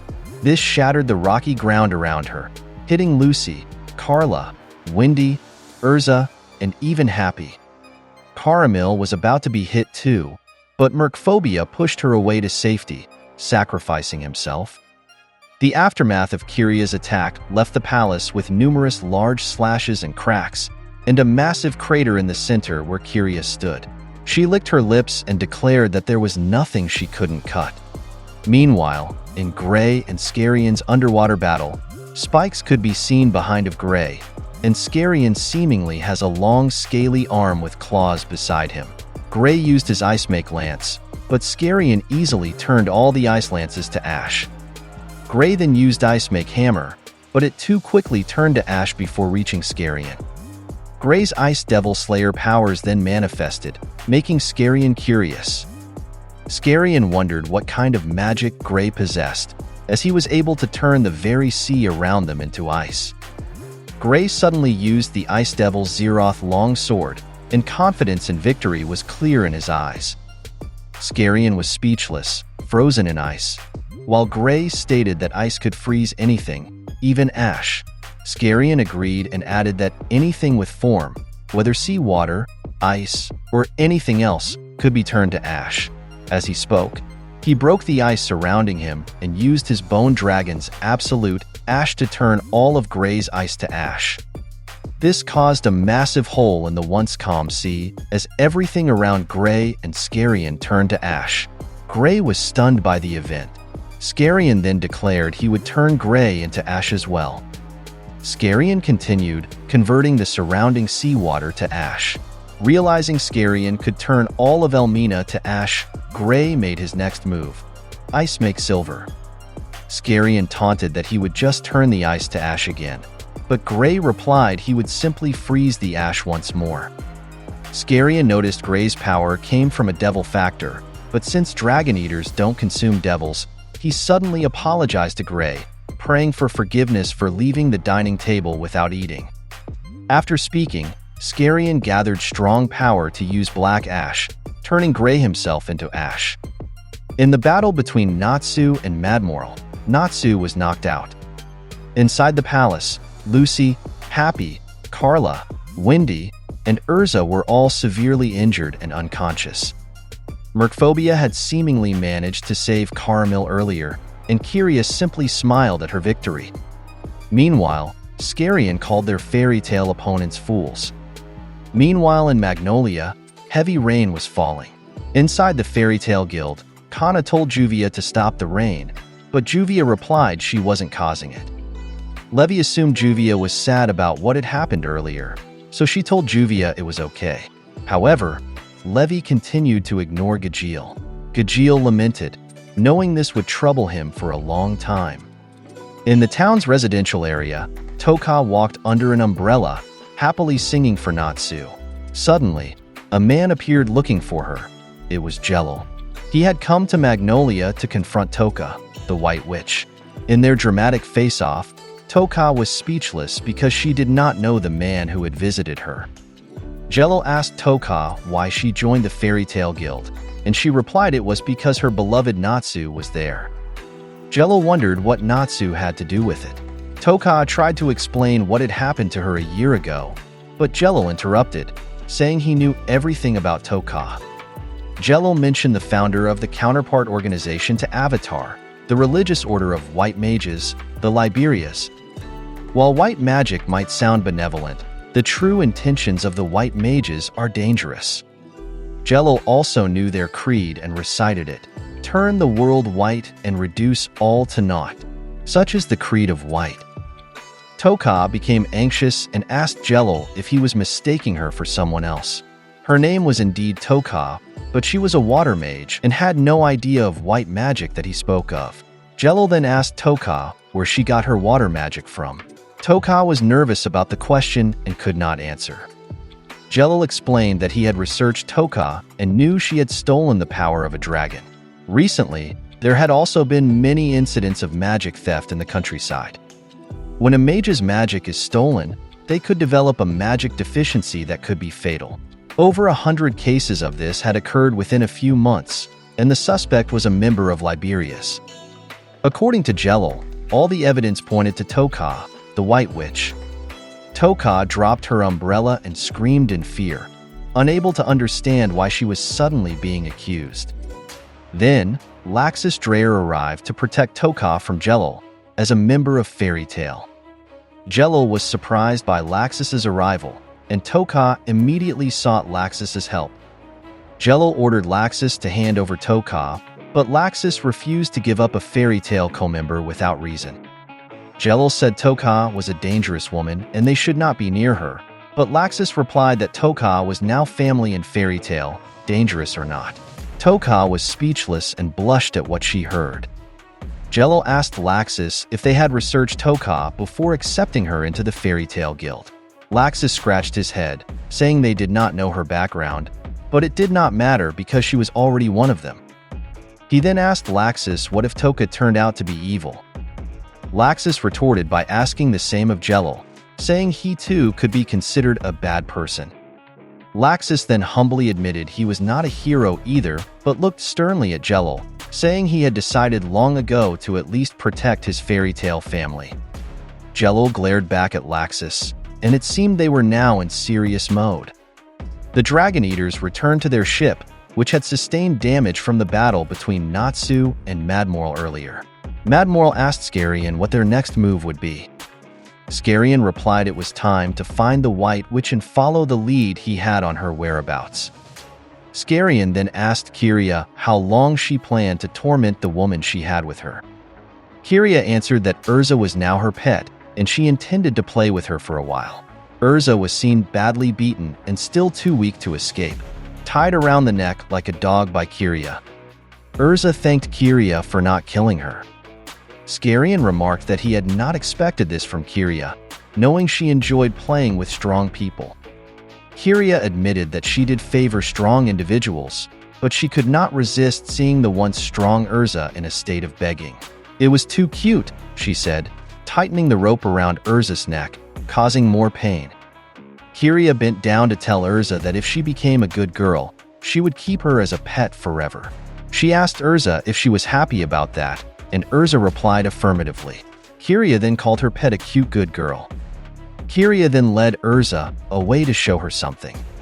Mad Moral commented on Kiria's bad taste, and Scarian said that Kiria would eventually tire of her toy and would likely cut Urza loose when that happened. Meanwhile, in the supplies storage room of the Dragon Eater's ship, Natsu and Wendy were tied to a thick post, too weak to move. Urza saw them because Kiria had brought her there. Natsu and Wendy struggled to speak but managed to recognize Urza. Urza apologized to them, saying it was all her fault and that they should just follow the Dragon Eater's orders. Natsu wondered what had happened to Urza and why her courage was gone, while Wendy still could not believe seeing Urza in such a weakened state. Urza told them to submit to the Dragon Eaters so they wouldn't be killed. Natsu was furious at what they had done to Urza and tried to break free from his bonds, but could not due to his motion sickness on the ship. Kiria told Urza that they had brought Wendy and Natsu aboard because they had Dragon Slayer factors. Urza begged Kiria not to kill her dear friends. Kiria said they could be useful, which was why she brought them on board. Kiria used Urza as a chair and sat on her back, saying she would keep Natsu and Wendy alive for her pet's sake. Urza tearfully thanked her, and Natsu shouted because it was not normal for Urza to react this way. Wendy had nothing to say and wondered about Carla, Happy, Lucy, and Gray's condition. We then see Lucy alone, rowing a boat in the middle of the sea, her body still covered in injuries. She was exhausted from rowing, but she believed the Dragon Eater's ship was not far ahead. Lucy recounted that when she woke up earlier, Urza and Wendy were no longer in the palace. Fortunately, Caramel had seen Kiria taking them away. However, they had no idea what had happened to Natsu and Gray. Lucy steeled herself, saying they needed to save their friends, with Happy and Carla agreeing. But Caramel suddenly spoke up, saying they needed to leave the palace. Caramel angrily blamed Fairy Tail for Mercphobia's injury and the palace's destruction. Lucy had no words and looked down, feeling guilty. Caramel shouted at Lucy again, saying she would give her a boat from Elmina to leave immediately. That's why Lucy was now in the middle of the sea. Suddenly, Happy and Carla arrived with news for Lucy. They had not found the Dragon Eater's ship, but had discovered another small boat. Lucy saw a small boat approaching her.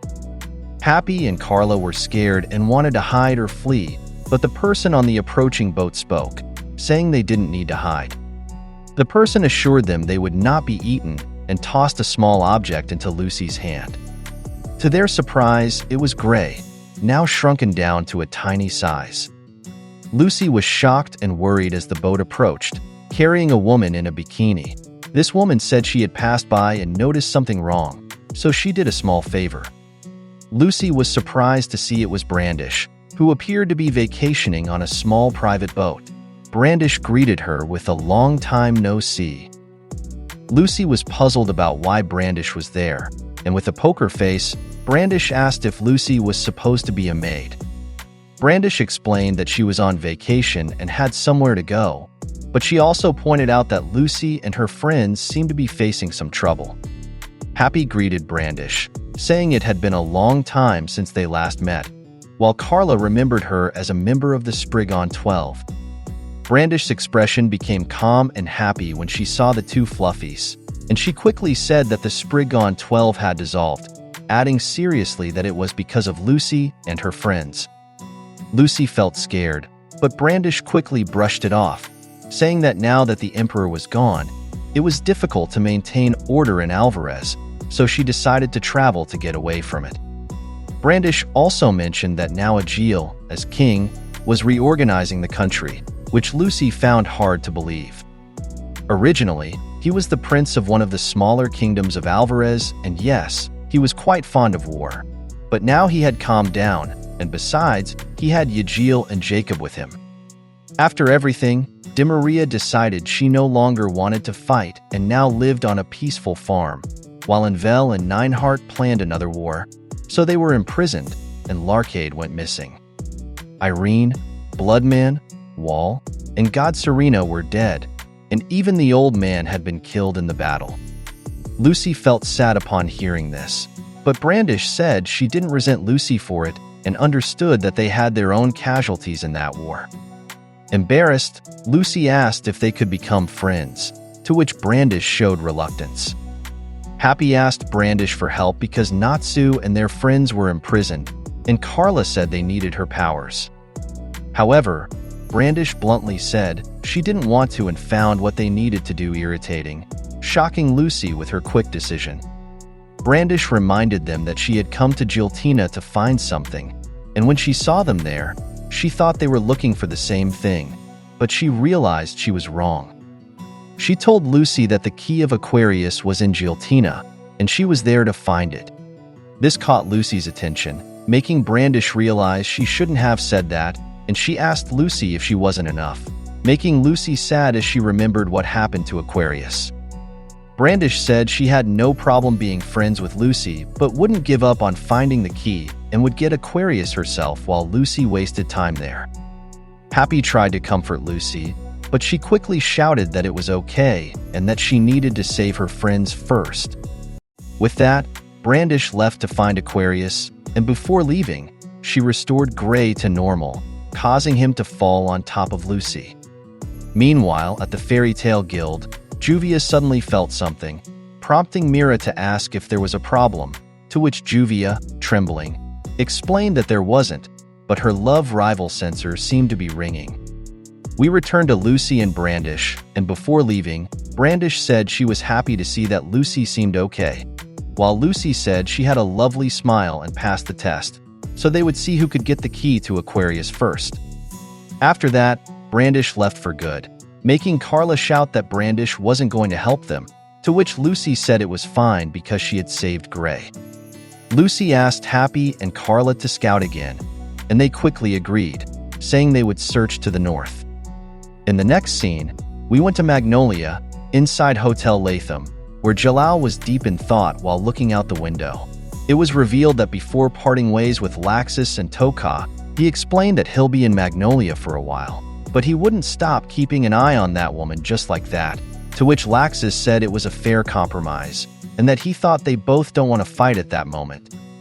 Jalal pondered if Toka was truly the White Witch and couldn't believe she had joined Fairy Tale, making things even more complicated.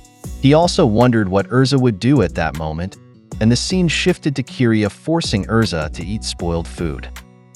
Kiria treated Urza like a dog, mockingly apologizing for giving her spoiled food. Despite this, Urza continued eating it, saying it tasted good even though it didn't.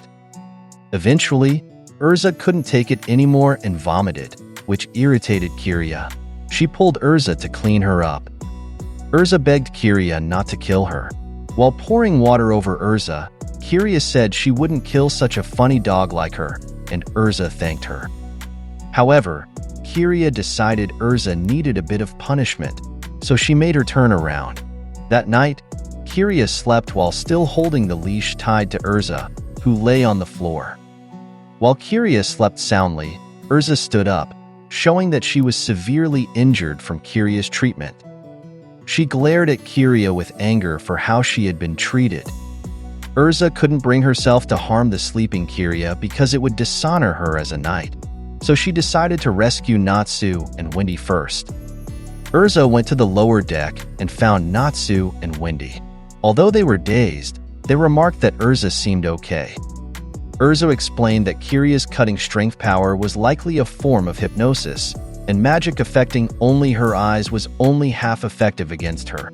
She said she had finally come to her senses, but she couldn't forgive Kiria.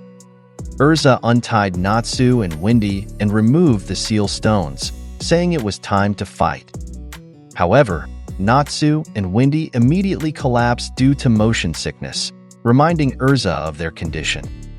Suddenly, the ship shook violently, waking up Kiria and Madmoral and catching Skarian's attention. Skarian went out to check what had happened and couldn't believe their ship was now on top of a hill. It seemed that Brandish had passed by and said she had merely enlarged an underwater boulder before leaving. Natsu and Wendy noticed that the ship had stopped shaking, allowing them to stand up, and they declared it was time to fight. Upon waking up, Kiria immediately noticed that Urza was no longer by her side, so she thought Urza had left her. But Urza suddenly returned and said she wouldn't run or hide and would repay the humiliation Kiria had inflicted on her because that was the fairy tale way. Kiria couldn't believe that her spell had worn off, and Urza explained that magic affecting the eyes was only half effective on her. Kiria mentioned Urza was too soft for wasting the chance to attack her while sleeping. But Urza seriously replied that it wouldn't be proper retribution to fight an opponent who was sleeping. On the upper deck, Skarian looked back and asked if they were responsible, revealing Natsu and Wendy's arrival. They explained that they didn't know why the ship had stopped, but now they could move. Skarian asked what happened to the magic sealing stone, and they replied that Urza had removed it, warning not to underestimate her. Skarian sighed and immediately said he knew they should have killed them and made them corpses instead. He cast his ash magic, but Natsu countered with Fire Dragon's Roar, which Skarian transformed into ash because he could turn even fire into ash. Wendy noted that normally, ash would remain after being burned. Natsu was shocked that his fire disappeared, and Skarian laughed mockingly as he vanished, prompting Natsu to say that's unfair. Wendy stopped Natsu from charging and explained that her magic might be a better match against Skarian. She used Sky Dragon's Windstorm against Skarian, and noticing his ash was being blown away, signaled Natsu to attack. Natsu quickly approached Skarian and punched him with a fire punch. Natsu managed to knock Skarian to the ground, surprising Madmoral upon his arrival. Skarian, now serious, declared he would devour them on the name of Dragon Eater. Meanwhile, back in Magnolia, at the Fairy Tale Guild, Toka thanked Laxus, who brushed it off, saying it was nothing special. Evergreen and Bixlow suddenly questioned what he had done to Toka because she seemed very scared. Laxus explained that he thought he heard words of gratitude from her. Kana and Freed also asked Toka if she was okay and if anything had happened, with Freed offering to take care of Laxus. Gajeel watched the scene and noticed Toka smiling, then abruptly changed the topic by saying it was raining heavily outside. Mira gave her a towel.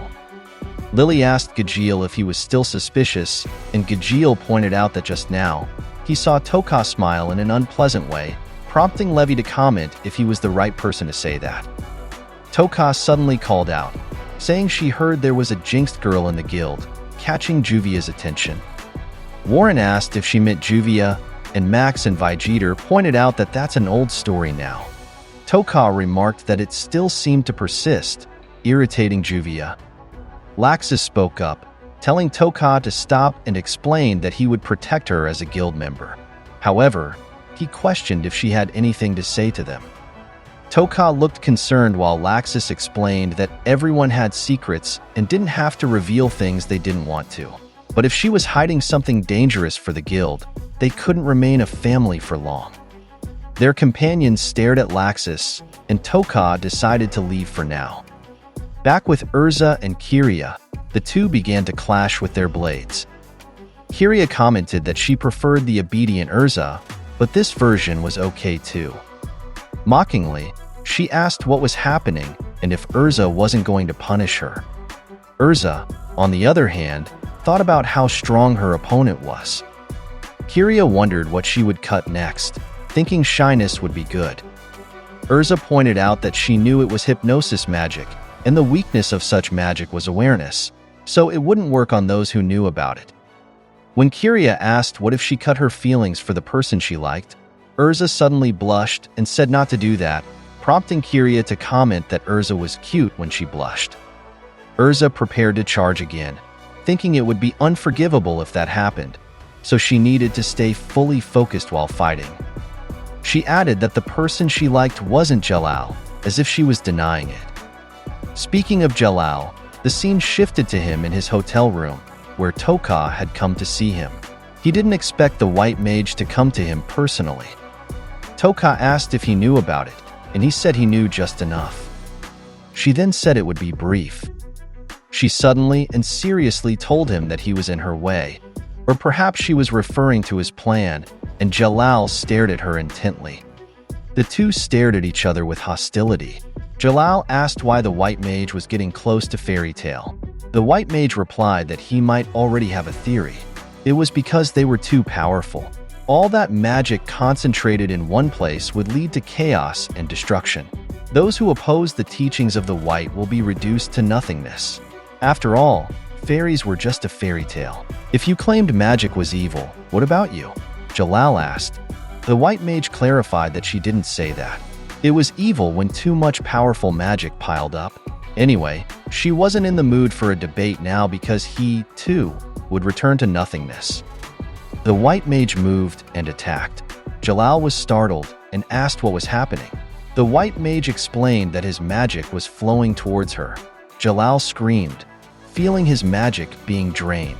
The white mage said that strong magic would turn black as Zeraf's. Therefore, before that happened, she would turn the world white. Jalal felt the impact on his magic, but suddenly, the white mage's demeanor changed. Jalal remained bent over while the white mage continued to drain his magic. When Jalal looked up, he saw that the white mage was struggling. It turned out the white mage had transformed into Toka, who told Jalal that now was the time to run before the one inside her returned. Jalal asked what she meant. Toka urged him to hurry because she couldn't hold back the one inside her. The white mage, irritated, asked if Toka planned to interfere with her plan. Toka told her to stop hurting other people. Jalal was shocked when someone burst through the door. It was Gajeel, who quickly captured the white mage. Jalal couldn't believe that Gajeel had managed to pin their enemy to the ground. Lucy suggested binding the white mage with iron, and Gajeel agreed. Levi, who was with Gajeel, realized that his suspicion was correct. Juvia was worried about Jalal. Gajeel thought the mage was black, but realized it was a white mage. He noted how white the mage was, but said it didn't matter now. They noticed that the white mage seemed to have lost consciousness. They gathered around, observing her. Jalal wondered if it was a different personality. It seemed that both the white mage and Toka lived in one body. He wondered what was happening. Back to the battle between Urza and Kyria on the ship, Kyria was smiling confidently, certain she could defeat Urza. She wound up to deliver a powerful kick, aiming her heel at Urza's sword. Impressively, Kyria managed to break Urza's sword while her heel remained intact. Urza couldn't believe what she had done. As Kyria had said, there was nothing she couldn't cut. But Urza smiled back and said that no matter what she cuts, she couldn't break their bonds. Suddenly, the blade of her sword regenerated, which puzzled Kyria. Urza explained that their job was to slay dragons, and she had asked Wendy to enchant her weapon with magic, turning it into a dragon-slaying sword called Belsirian. She said she would test it on Kyria now. Kyria was shocked by this. Meanwhile, the battle between Wendy, Skarian, and Madmole was also intense. Wendy declared that with her magic, she could blow away Skarian's ash magic. Natsu praised her for this. Skarian responded that she was impertinent and ordered Madmole to attack using the Armor Dragon's Steel Fist. Natsu countered with the Fire Dragon's Iron Fist. Both punches were powerful, and Natsu yelled from the impact. Wendy was worried about him. Madmole was confident that the Armor Dragon's scales couldn't be defeated, but he started sweating when he saw Natsu's fist ignite. Natsu taunted that no matter how good his armor was, could it withstand the heat? Madmole replied that the Armor Dragon had heat resistance, but Natsu insisted he could overwhelm it. Wendy cheered for Natsu from the sidelines. Despite Natsu's blazing fire, Madmole stood firm, enduring it. Natsu called it the Fire Dragon King's Purgatory, and his fire was so intense that it consumed Madmole. Skarian couldn't believe what had happened. The fire Natsu unleashed was so massive and hot that even Skarian felt it, and Wendy's clothes got burned from the heat. When the dust settled, it was clear that Madmole had been burned by the attack, shocking Skarian.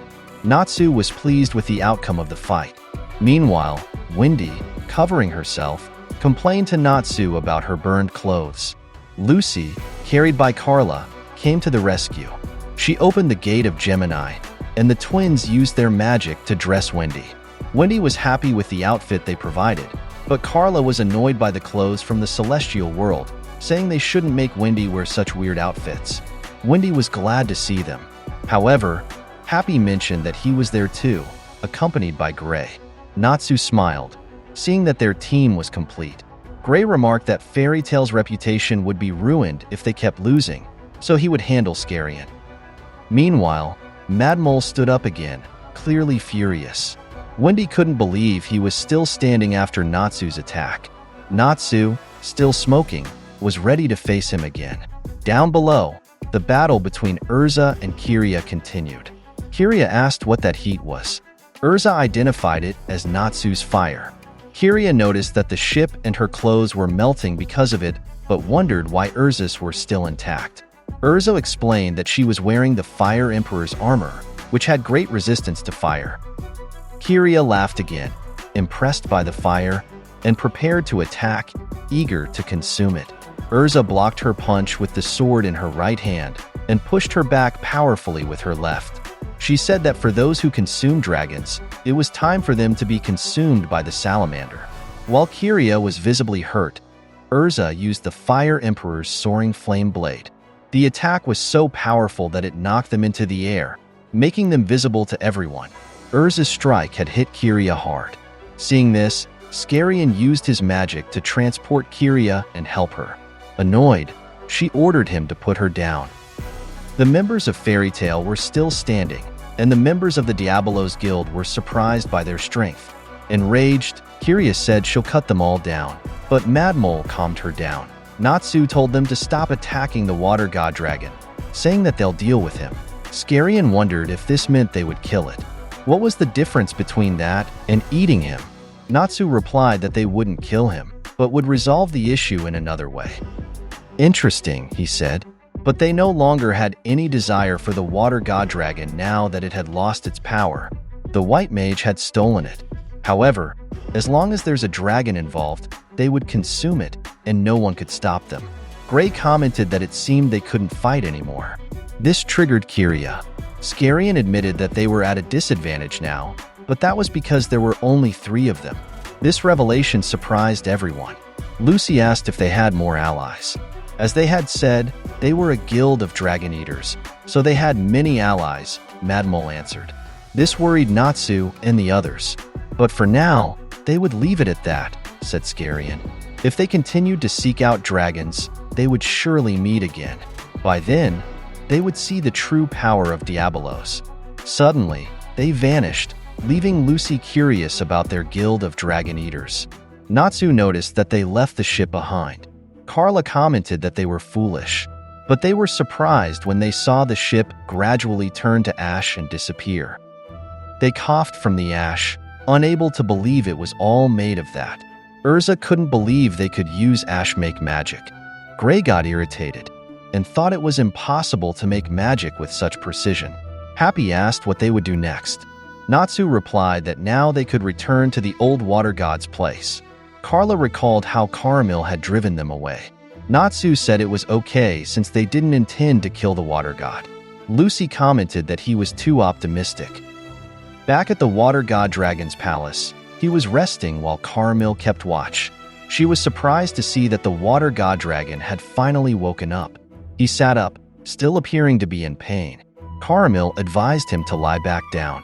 She was puzzled when she noticed the place crumbling. Suddenly, the water god dragon grabbed her by the neck and told her to leave.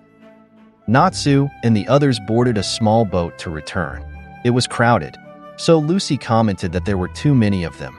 Urza asked Gray if he could make a boat out of ice. He said he could, but only in shape. That's when Wendy realized she couldn't make it sail. Happy, curious, asked why he and Carol didn't just fly. She agreed.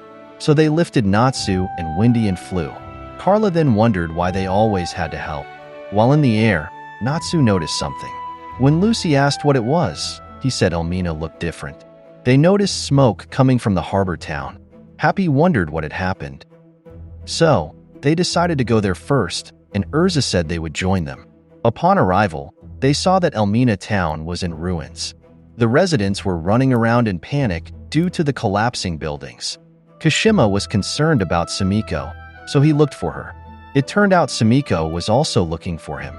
Finally, they found each other, but just as they were about to get close, debris began to fall towards Sumiko, which made Kashima nervous. Kashima could only shout her name, but luckily, Natsu arrived and pulled Sumiko away from the debris. He helped her stand while Kashima ran towards them.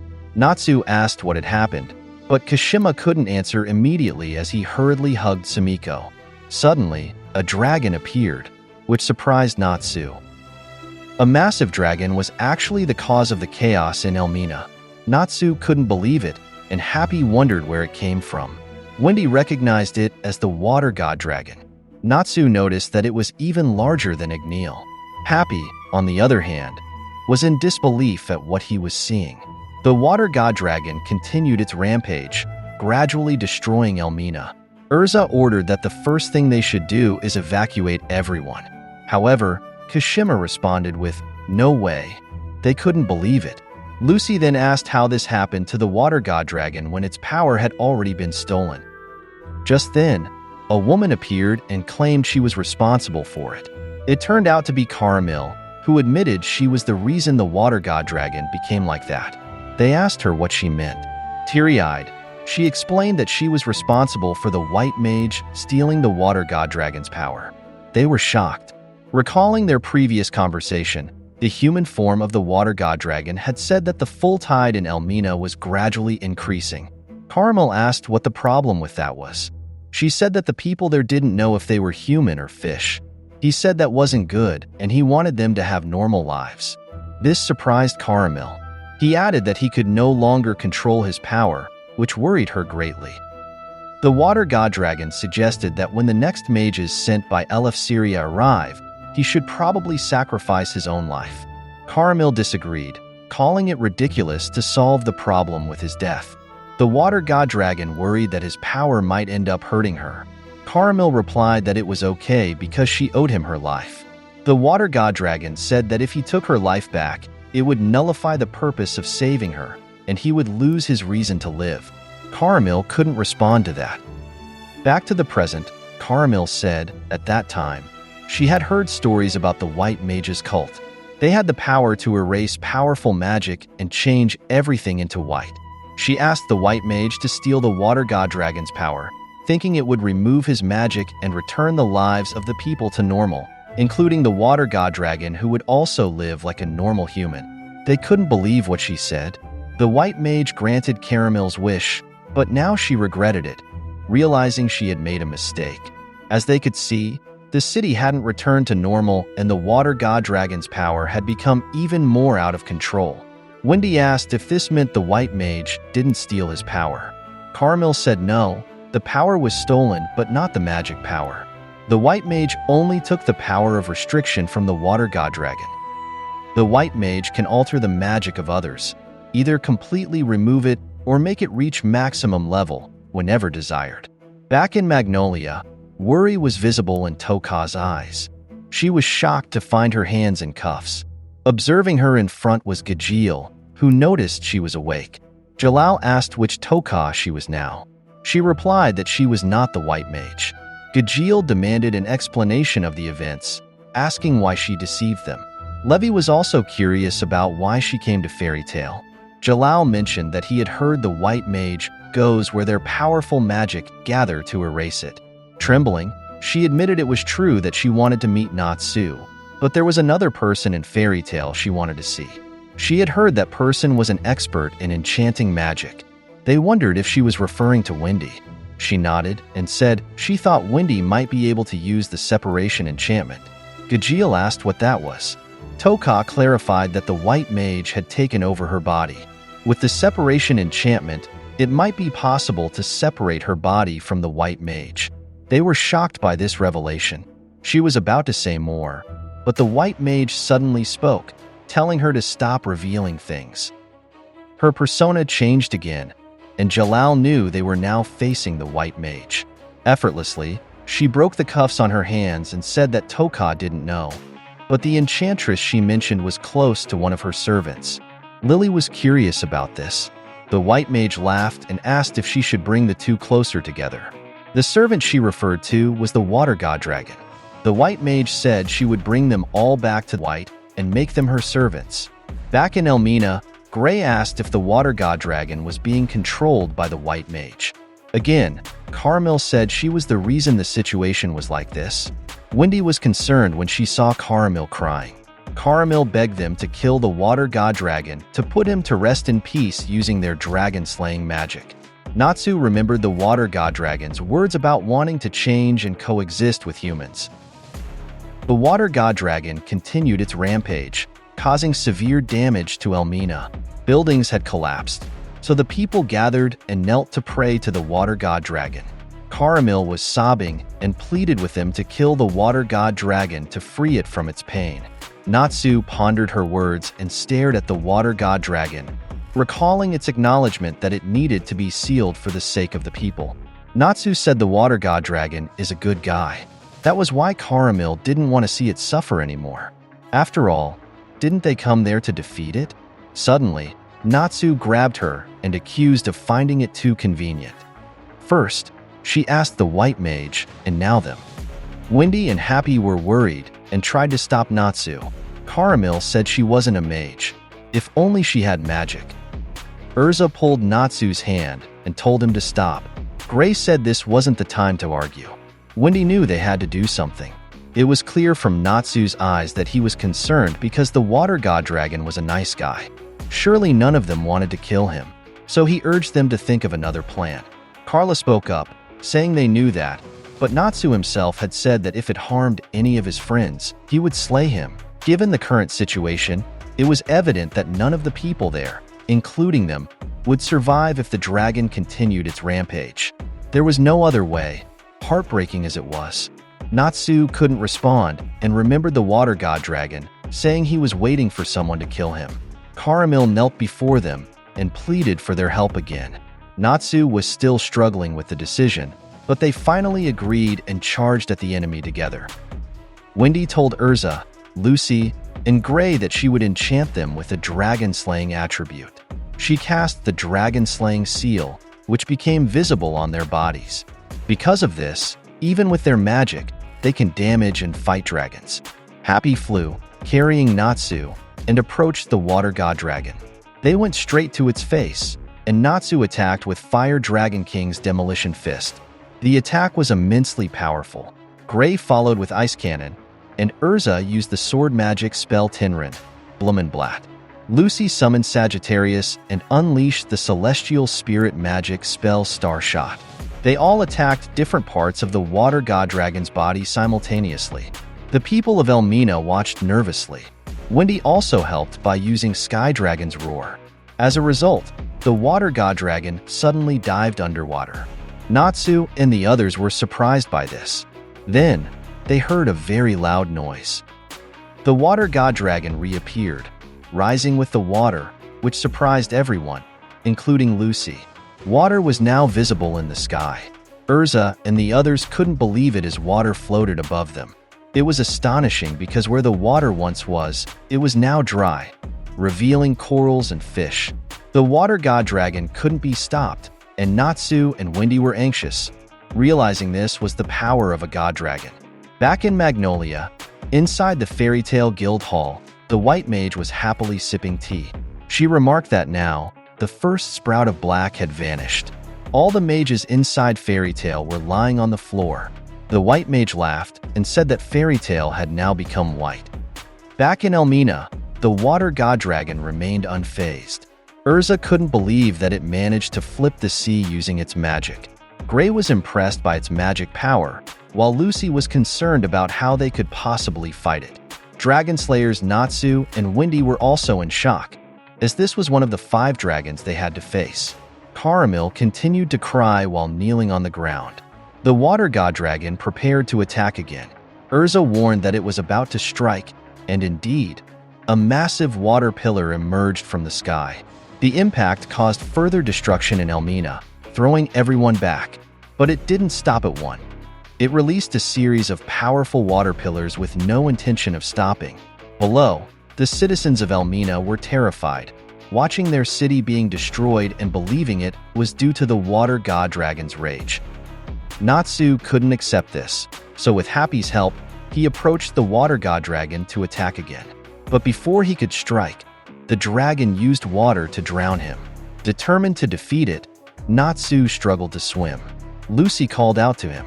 Suddenly, Natsu emerged from the water, straight to the water god dragon's face, and attacked with Fire Dragon King's roar. However, the water god dragon simply opened its mouth and counterattacked, sending Natsu flying back into the water. They couldn't believe it. The dragon had extinguished Natsu's fire. The water god dragon prepared another series of water pillars.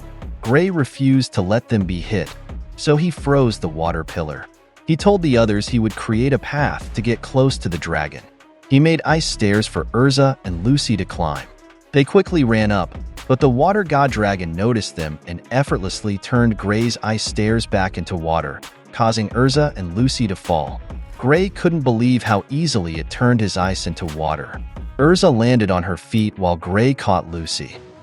In the sky, Natsu could still be seen swimming in the water to get closer. This surprised Carla. Natsu landed right on the dragon's face. He didn't really want to do it, especially since he liked the city of Elmina. But Natsu had no choice but to stop it. Natsu prepared to punch it and used Dragon Slayer's secret arts, Crimson Lotus, Exploding Flame Blade. However, instead of igniting, the flames Natsu released suddenly disappeared. This puzzled his companions, including himself. His attack had no effect. Everyone was shocked because the water god dragon was unmatched. The water god dragon created a giant whirlpool, worrying Gray. They told Natsu to avoid it, but Natsu was gradually sucked in and couldn't fight back. Happy and Lucy were concerned, but they couldn't move either. Gray tried to freeze it with his magic, but it didn't work. Natsu was slowly sucked into the whirlpool. Lucy couldn't accept this. All their companions were stunned by the event. Suddenly, a hand pulled Natsu out of the whirlpool. Natsu was shocked to see who it was. The creature said that Natsu belonged to him, and he wouldn't let the water god dragon take him. Natsu still couldn't identify the hand that saved him. It was puzzling how this being knew Natsu and why it claimed him. Gradually, the creature that caught him revealed itself. It had a different kind of power that everyone present could feel. Natsu struggled to free himself from its grip. They all felt something unusual and were shocked when it revealed itself. It was another dragon, one that breathed fire. They couldn't believe it was a fire dragon, possibly one of the 5 dragons they were looking for. The scent was familiar to Natsu. The dragon called out to the water god dragon, Merkphobia, asking what had happened to him and why he had lost his reasoning, which doesn't seem like him. While speaking to Merkphobia, Natsu said that the dragon holding him resembled Igneal. Suddenly, it released him, telling him not to be defeated by such a guy. Happy caught him. Natsu asked who the dragon was. It confirmed that fire magic was weak against water magic, and there was nothing more he could do about it. It told them to look at the water god dragon, and pointed out that he's only using half of his power. Gray asked if he was joking. They couldn't believe that the water god dragon wasn't at full power yet, making it seem impossible for them to win. The fire dragon said they were pathetic, especially Natsu, for being helpless against the water god dragon. He then asked if he was still Igneal's child, which surprised Natsu that it knew Igneal. The fire dragon added that he would give him some help.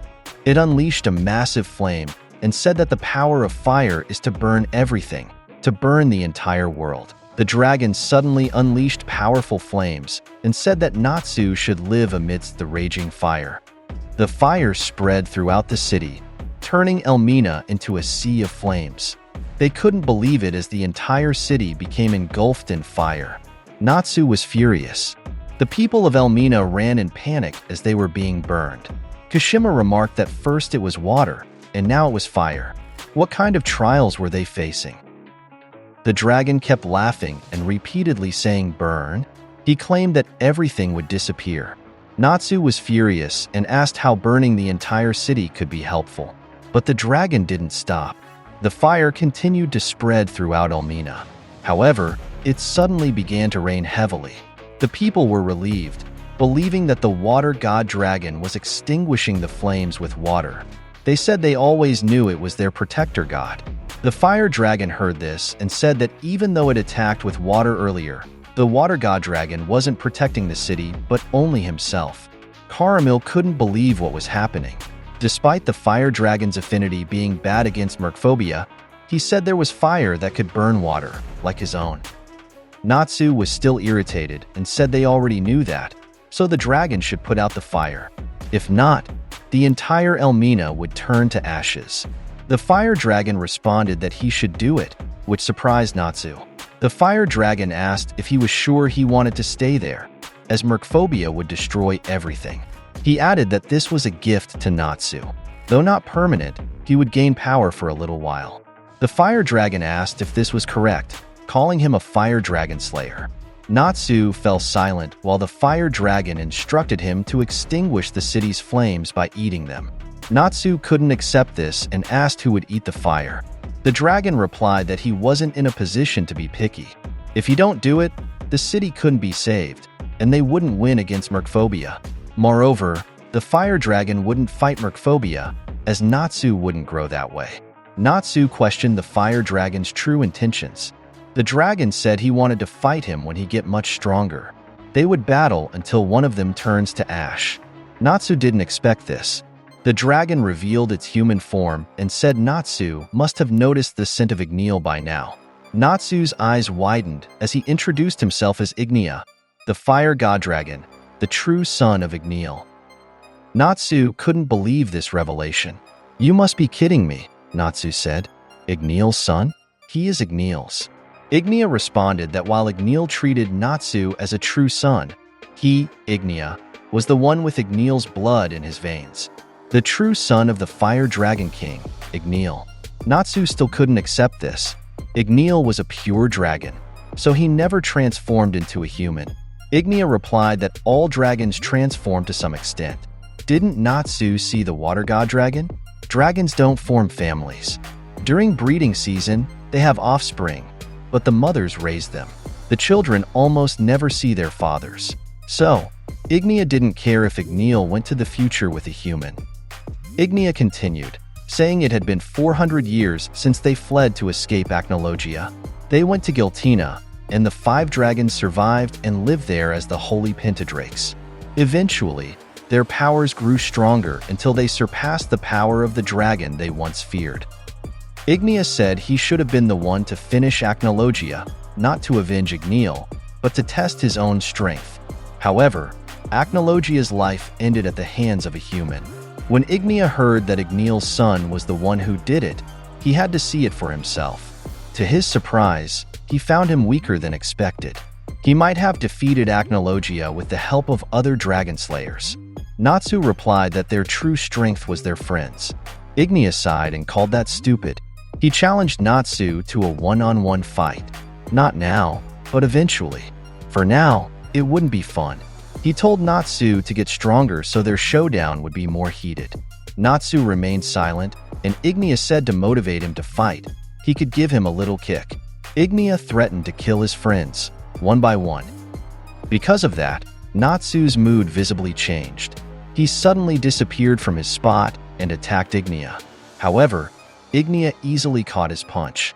Ignia smiled, noting that Natsu's emotions seemed to amplify his power.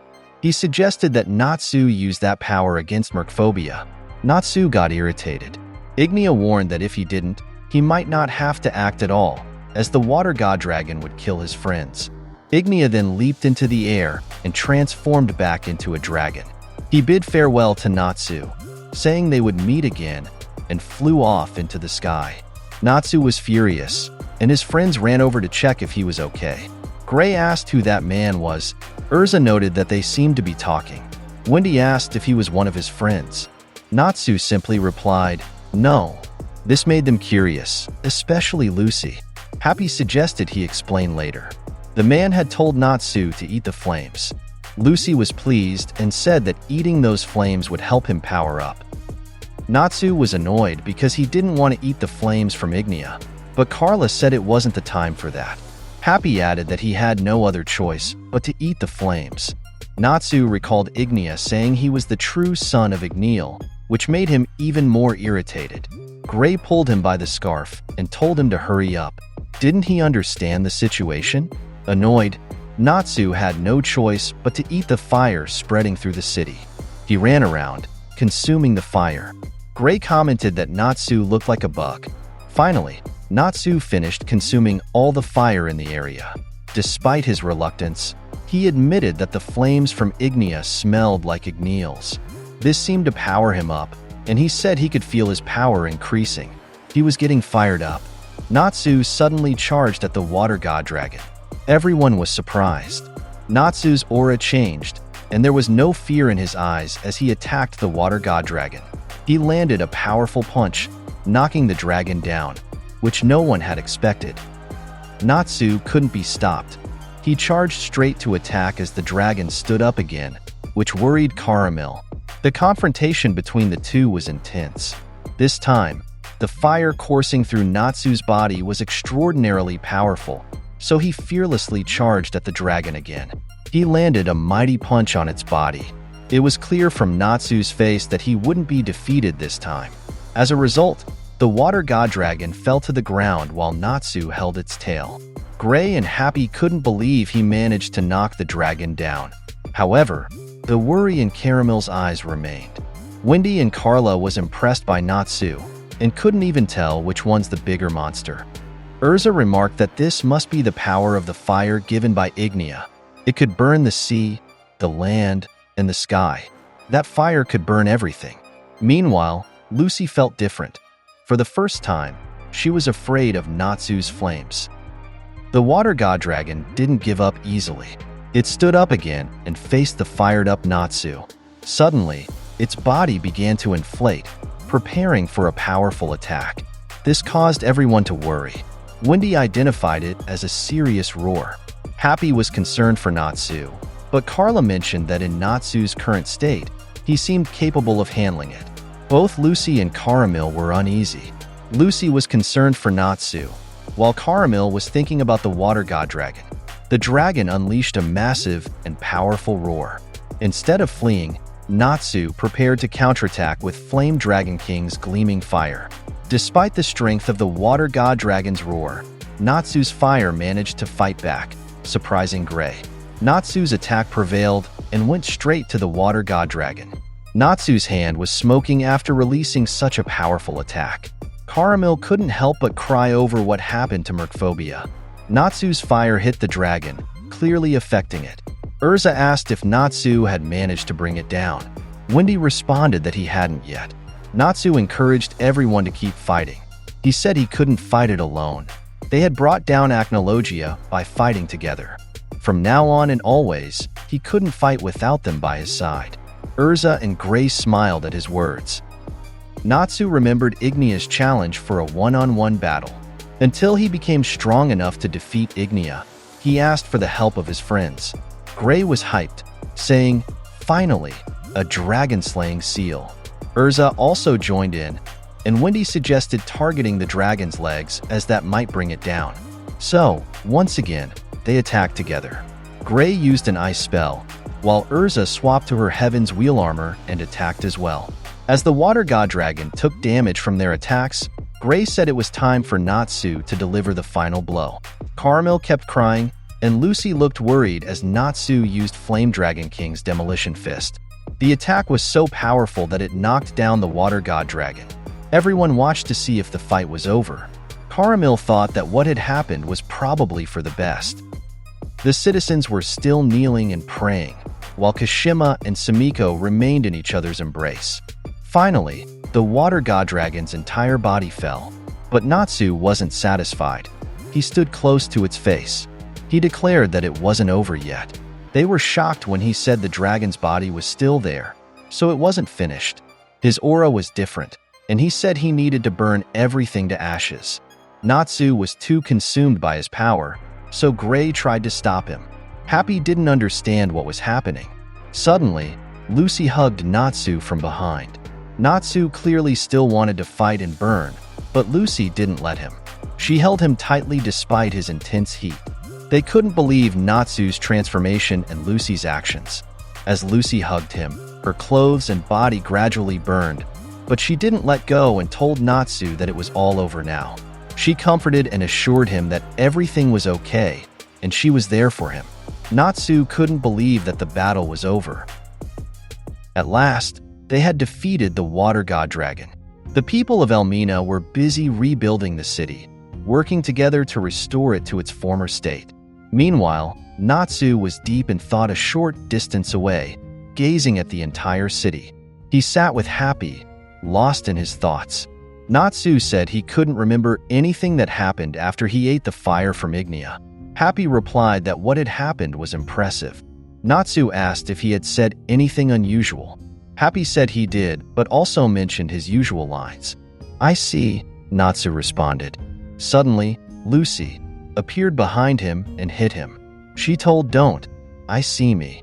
Natsu said, "Ouch," from the hit. Annoyed, Lucy said that if he don't get it together, it would happen again the next time he ate fire. She couldn't believe her chest is all burnt and blamed it on Natsu. He looked at her and lifted her top to check. He said it looks fine to him. Lucy was shocked by his action and hit him on the head again. She said it had healed, thanks to Wendy. "That's great then," Natsu replied, now with a lump on his head. Happy added that thanks to Lucy because she stopped him. She recalled what had happened and Natsu apologized to her. She said it was okay, but Natsu wasn't convinced that everything was fine. He started thinking of what to do. He then had an idea. They should pee on the burned area to sterilize it. He was about to take off his pants, but Lucy stopped him. Suddenly, a strong wind blew, surprising them. Lucy said the breeze felt good, and he agreed. The city seemed to be doing better now. Meanwhile, Gray was talking to the people, revealing that they were originally humans. They couldn't believe it. It was normal to be confused, Urza added, with Wendy explaining that their fish-like appearance was due to a spell cast by the water god dragon. They asked why he did that. Wasn't he the protector of the city?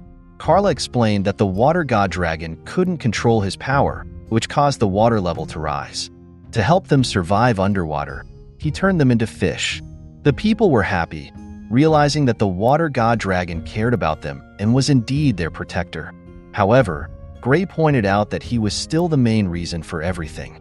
The people became sad, realizing they had defeated their protector, which surprised Urza and Wendy. Some said they had no choice because the water god dragon was rampaging, but another defended that it might be the dragon's wrath. Suddenly, Caramel arrived and said that wasn't true. The water god dragon had a good heart and wasn't rampaging out of anger. The people recognized her as Caramel from the palace. She clarified that the reason was his sorrow. She cried as she said the water god dragon loved the people in that place. What happened was beyond its control. The water god dragon was sad that it was being controlled by power it couldn't fight against.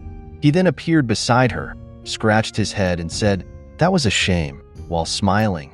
The damage to his body was visible, and he was even on crutches. The people rejoiced when they saw him. They were thrilled that their protector was okay. Caramel told him to rest, but he replied that he was fine now. Gray was impressed that he survived such damage, calling him a true monster. Wendy was happy to see him alive. The water god dragon said he's probably as good as dead at this point, since he no longer had any magic. Looks like he have become a normal human now. The people of Elmina cried when they heard that. They couldn't accept that he would lose his power, but the dragon said it seemed to be for the best. For now, he wanted to live not as the water god dragon, but as Merkphobia, alongside the people of the town. Everyone celebrated this. Gray, Urza, and Wendy were all happy. As Natsu looked on from the back, Happy said it wouldn't be good if it had died in the end. Natsu told him not to say that. "One case solved," said Lucy. Back at the Mage Guild, Magia Dragon, LF Syria was staring at something. It was shining, and the shape of a dragon could be seen. He was surprised by what he saw. For 100 years, no one had defeated it, but now one of the 5 dragons had been defeated. He couldn't believe it. Perhaps the mages would finally clear the 100-year quest. Over at the Diabolos Mage Guild, a man asked who Fairy Tale was. He hadn't heard of that guild before. Scarian replied that they were a guild from Ishgar. Madmol added that they were strong too. Kyria was irritated and said she could easily finish them, but they stopped her. Suddenly, The man grabbed the meat from his plate and crushed it with his hand before drinking it. He said meat should be squashed, and the juice should be drunk like that. Skarian remained silent. The man said that once they've tasted dragon, they would never forget it. So, he ordered them to hurry and find him meat from a god dragon. He was introduced as George Raisin, the master of the Diabolos Guild. At the Fairy Tale Mage Guild, Sting and his group arrived to celebrate, but they were surprised to find the place empty. Lecter speculated that everyone might be busy taking jobs, and Fro agreed. However, Yukino found it impossible that even Mira Jane wasn't there. So Rano smelled something strange, prompting Fro to apologize, thinking she was referring to him. Sting looked for Natsu and started to wonder. The scene shifted to a boat where the white mage stated that now, she needed to turn all the fairies white. So, she told Natsu to wait for her. In Elmina City, Merkphobia was surprised to learn that Ignia had arrived there. He initially thought the fire came from Natsu. Annoyed, Natsu told him not to blame everything on him. However, Lucy pointed out that half of it was indeed because of him. It was unbelievable that Ignia had come there, and for them to be all right. Urza asked who that fire dragon was. Merkphobia explained that Ignia was one of the 5 god dragons, specifically the fire god dragon. He mentioned that there was once a fire dragon named Igneal, but Ignia inherited his bloodline. Gray was shocked to hear this. So Ignia was Igneal's son, which explained why he knew Natsu, Lucy noted. Merkphobia then asked if Natsu was raised by Igneal. No wonder Ignia came to see the situation for himself. Natsu said that since Igneal's son had done bad things on the continent, he needed to be punished. Merkphobia bowed his head and said it was hard to say because he isn't someone he could defeat. This puzzled everyone. He added that not only Ignia, but also the other god dragons would be too strong for them. Natsu responded that when they decided to do something, they would see it through. That's how they operated in their guild. Gray then asked if Merkphobia could tell them everything he knew about the god dragons, as that was the reason they came.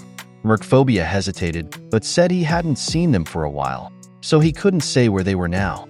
He acknowledged that he owed them, so he would provide all the information he had. As he mentioned earlier, Ignia was the fire god dragon and rather belligerent one, who had destroyed several countries. It was a miracle that Elmina survived. Next was Aldrin, the wood god dragon, the largest god dragon in the world, who could read people's thoughts using his power. Selene, the moon god dragon, was a powerful dragon who uses the power of the stars. Finally, Beerness, the metal god dragon, whom Merkphobia had never met, so he knew nothing about him. Wendy asked why, since he was a god dragon himself. Merkphobia explained that they hadn't decided to call themselves god dragons. It was the people's talk about their bad deeds that gave them that title.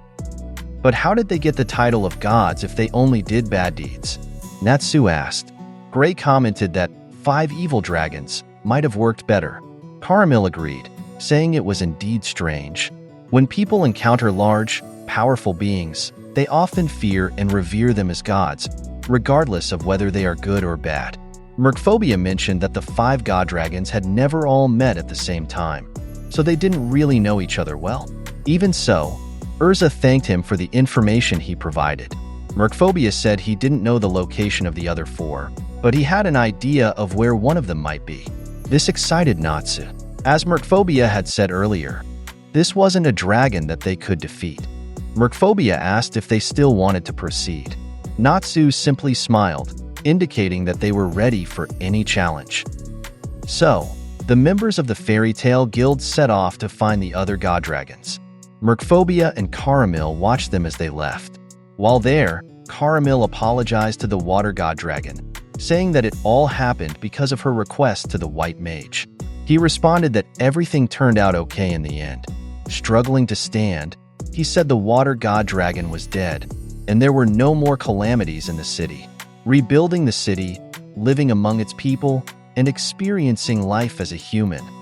There's no better pleasure, said Merkphobia. Caramel called him the water god dragon again, but he told her to call him Merkphobia. She tearfully said she couldn't, as she had called him that for so long. Merkphobia, surprised, suggested she call him Merk instead.